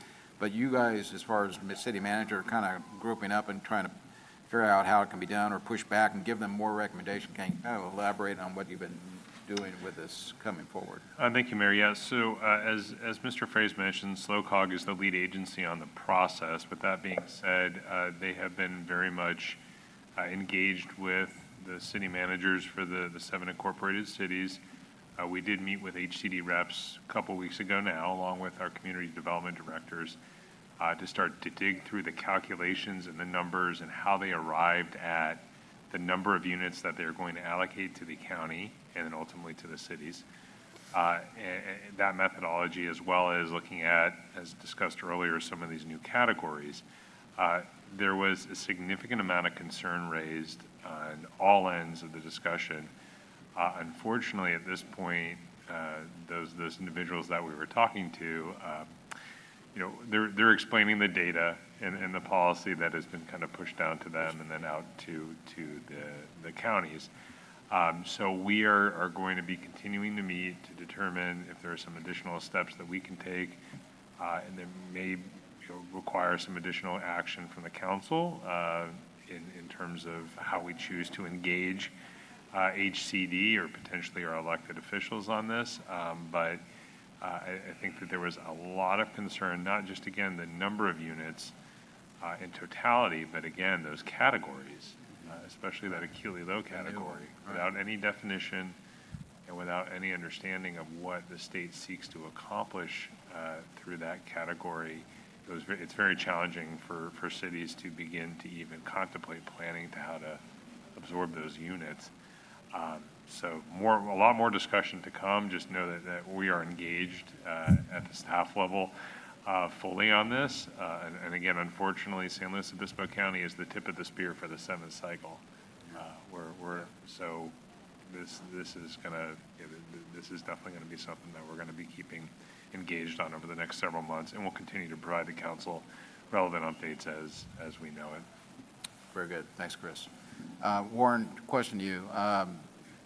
Back when I first got on council 20 years ago, we were talking about the 44,000 planning threshold that our city has.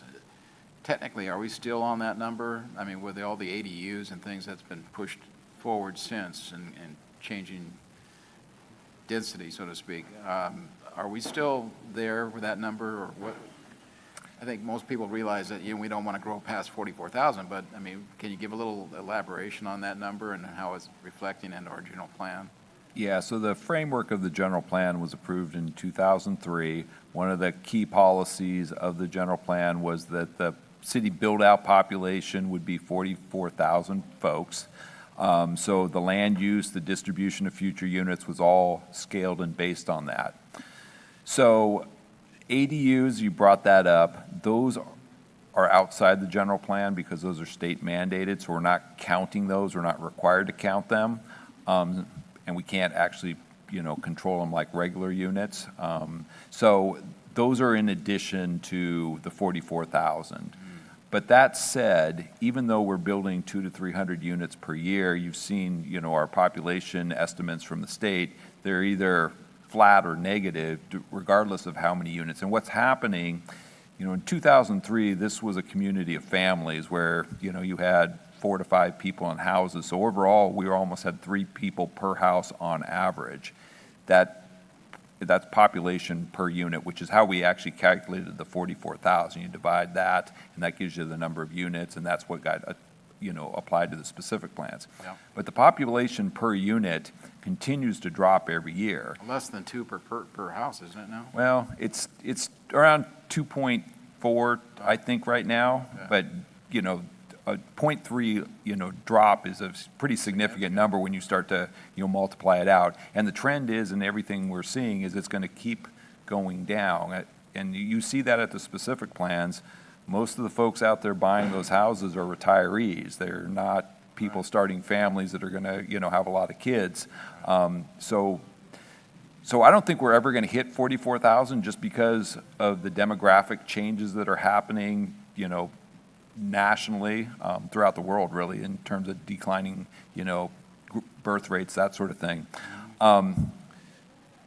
So we're going to keep building more units, and we can build a lot more units than originally envisioned in 2003 and still stay under 44,000, I guess, is kind of the takeaway from where the trends are right now. I'd say, yeah, I remember that, the understanding basically the 44,000 as a planning threshold. In other words, you guys use that number for figuring out the size of pipes and water and, the waste treatment plant, all that kind of stuff goes upon that number. And so it's not really saying that we'll have exactly 44,000. It could be higher or lower, but that's what you're using as a plan. And you never actually get to that. You end up updating, 10 years ahead of that point, and then you determine a new number and a new, threshold. Yeah, that's why I asked. I was just wondering if it was still there.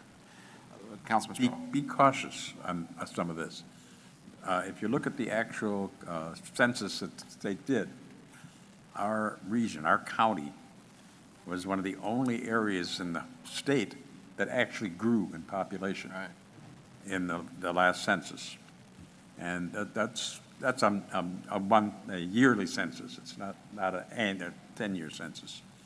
But also, in our region, Paso Robles was the only city that grew. Every other city lost population. I think, well, San Luis. It's that much. I mean, 32 people. Wasn't there two? That's all. 32 people. I think San Luis and Paso were the two that actually had a plus net number. Everybody else had a negative number. Yeah, there were a couple, most declined, but I think a couple increased. But be very careful, because the demographics are changing, definitely.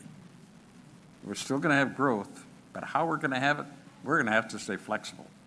We need to stay flexible. Okay. Yeah, Chris Bausch, go ahead. Warren, along those lines, if we increase beyond 44,000 because we can, do you look then at housing becoming more dense because of cost and the expense of building those homes? Where do you see that trend ending up? Yeah, what we're seeing, and we see that throughout town right now, is more compact or more dense type of development. That's where affordability is. When Olson was annexed back in 2003, the assumption was these were going to be quarter-acre lots with single-family houses that were going to sell for like $250,000. Those were the good old days. Yeah. And now, these projects getting built, they're 5,000 square foot lots, and they're selling for over $1 million each. So single-family as a product just for families and workforce, they don't match up like they did 20 years ago, unfortunately. So if we're going to grow the jobs, we're going to grow the families, whatnot, they're going to need a lot smaller, more efficient units. And I think that's what the Ardmore townhouses is probably where things are going. I think that project's going to be kind of a good one to watch and see, who ends up being able to live there. But I think that's what the future looks like, is more of that type of product. So it sounds like instead of a zero lot line, we're going vertical. We'll see some zero lot line, 5,000 square foot, $1 million homes, but we'll see probably as those phase out, because it's just going to be so expensive. I don't know that we're going to have the jobs to support that. We'll go vertical to increase affordability. That's where the trends are pointing. Thank you. Okay, good for council. We'll open up then to public. Anybody wishing to address this item, please come forward. Bob?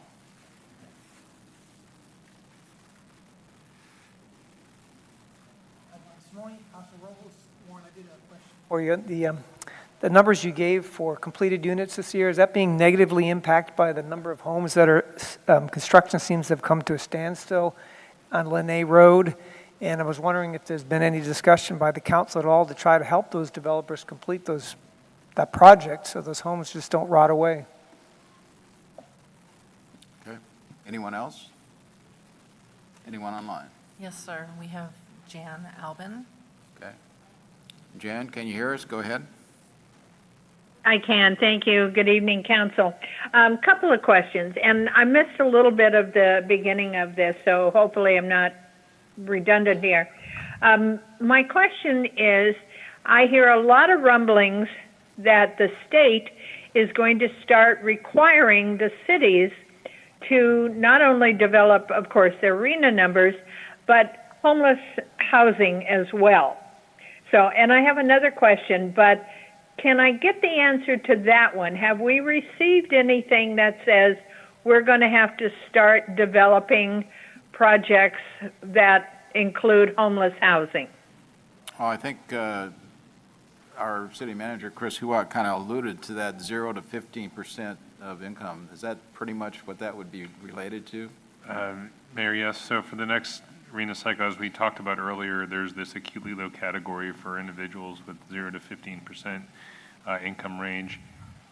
HCD, the state has not fully defined what that means or what potentially those units would be defined at or look like. So I can't definitively say yes, but it certainly seems that it would fall closer to those type of units.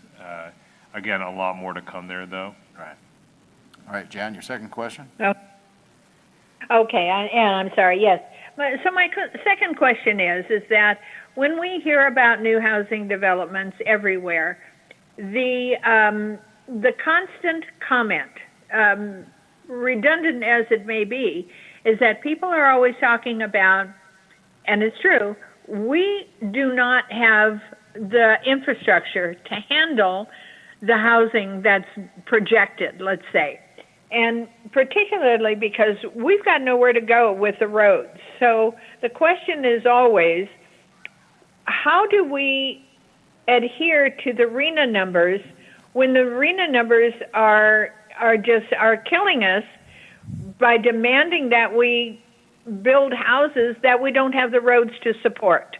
So I guess my question is, what are we doing to upgrade and accelerate the infrastructure and the roads and to get a handle on the situation of the traffic? Because I live here on the east side.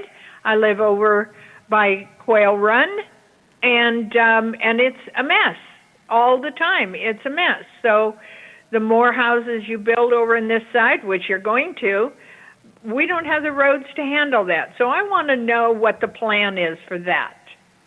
Okay. Thank you. I think you probably missed what Warren was saying, but maybe you can relay a little bit about the improvements that are being put on all these projects to improve circulation. Warren. Yeah, so we mentioned that the city is constrained by the number of river crossings. So we have the Niblick Road River Crossing, the Creston Road Crossing, and then the Union or the State Route 46 crossing. So the specific plans will be improving the different intersection nodes along Niblick and Creston. That'll improve flow, but there's a limit to how much improvement we can make.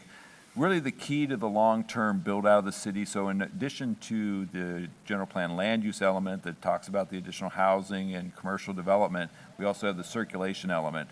The circulation element has included Airport Road as this east side arterial, going back to, basically the 1980s. So there's a segment of Airport Road that was built with the Olson South Chandler specific plan, because right now these projects, they have to go down Sherwood Road, Niblick Road to get out. This segment of Airport Road's intended to connect up through North Chandler and then through the new interchange at 46, and then up to the airport.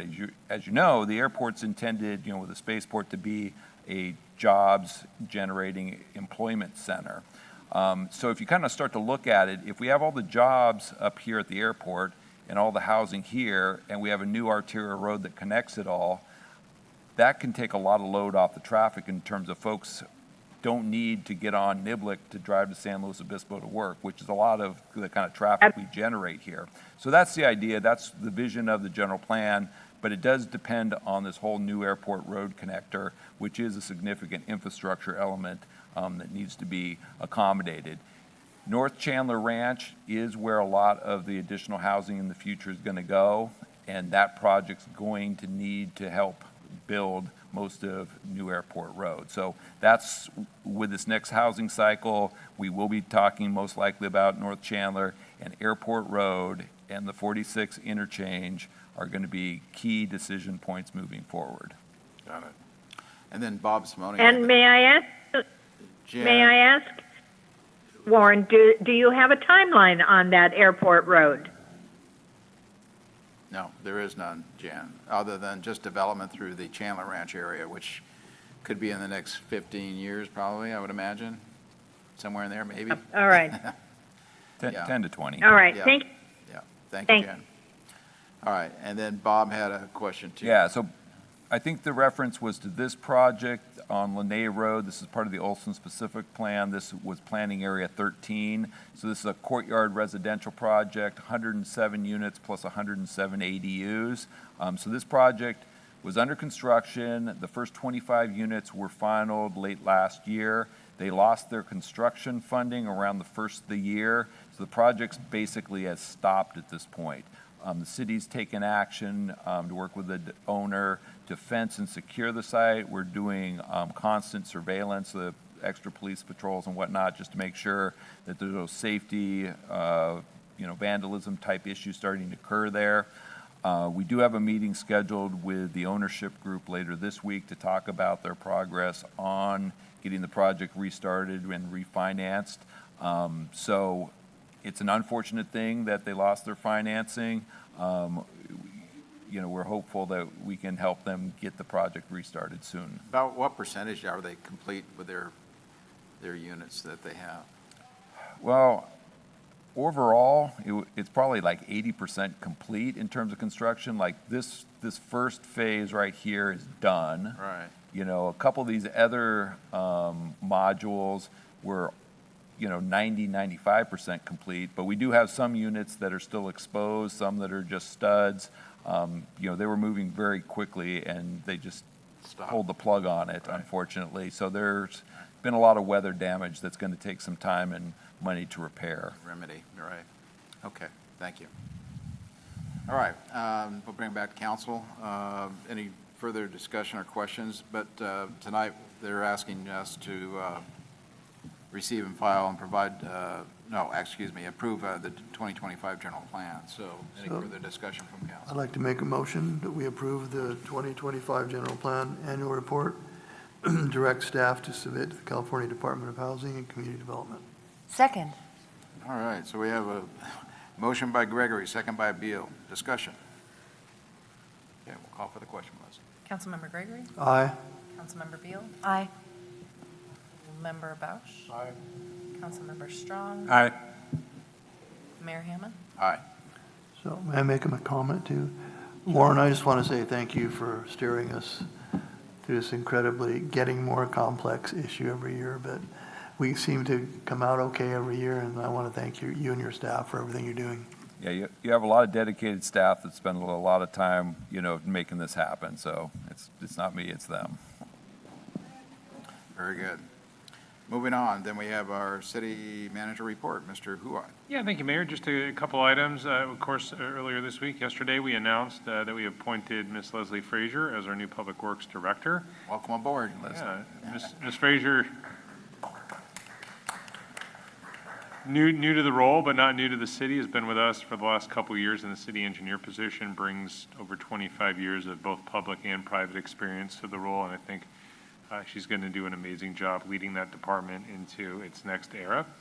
And then I also want to announce that on Monday, next Monday, we will welcome Miss Jen Starnes to the city manager's office. This is the last remaining vacant position that we've had for a while in the office, and it's our management analyst position. And she's going to bring, again, a plethora of skills and experience to the team, in particular on the communications and engagement side of the house. But she has had over 20 years of experience working in local government. Currently, or most recently, served as the economic development and communications manager for the city of Danville up north. And so we're happy that we were able to get her. We had a very competitive recruitment, and she stood out. So you will be seeing her soon, and you'll be seeing a lot more communications and engagement from our office and from the city moving forward with her on board. And then I wanted to also mention that if you happened to be at the Coffee with the City last week, you got a sneak preview of our mobile recreation vehicle.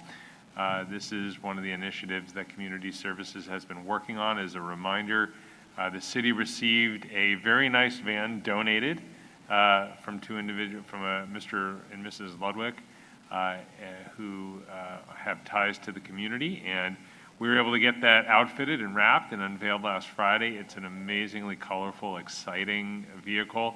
Goes really well with the bookmobile. So it's going to be like Batman and Robin out there around the, but it's actually going to be, what are the mascot names?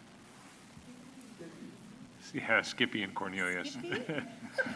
So we're actually going to bring the van to an upcoming council meeting so everybody will get to see it. And then lastly, at a recent meeting, you all approved a lease agreement with Zone 5, who is an aerospace drone manufacturer.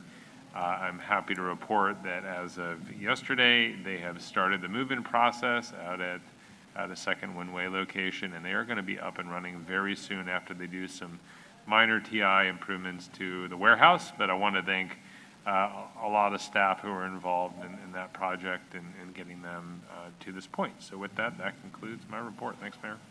Great, thank you, Chris. Council business and committee reports. Start on my left. Chris Beal.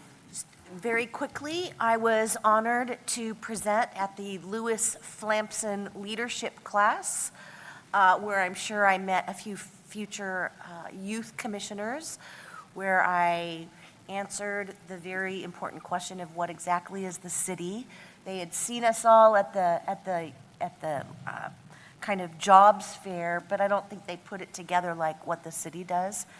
They were sharp, they asked great questions, and the kids are all right. I was very happy to do it, so that's all from me.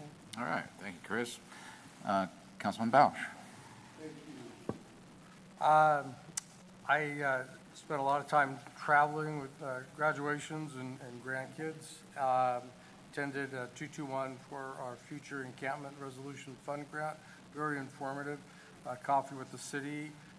Beautiful mobile recreation vehicle, and Skippy. So we're happy with Skippy. Spent a lot of time talking about the budget with constituents. Chris Beal alluded to this, so I'll just reiterate and confirm. Please get involved. Look at this budget before we finalize it. It's a nice, short, 239-page document.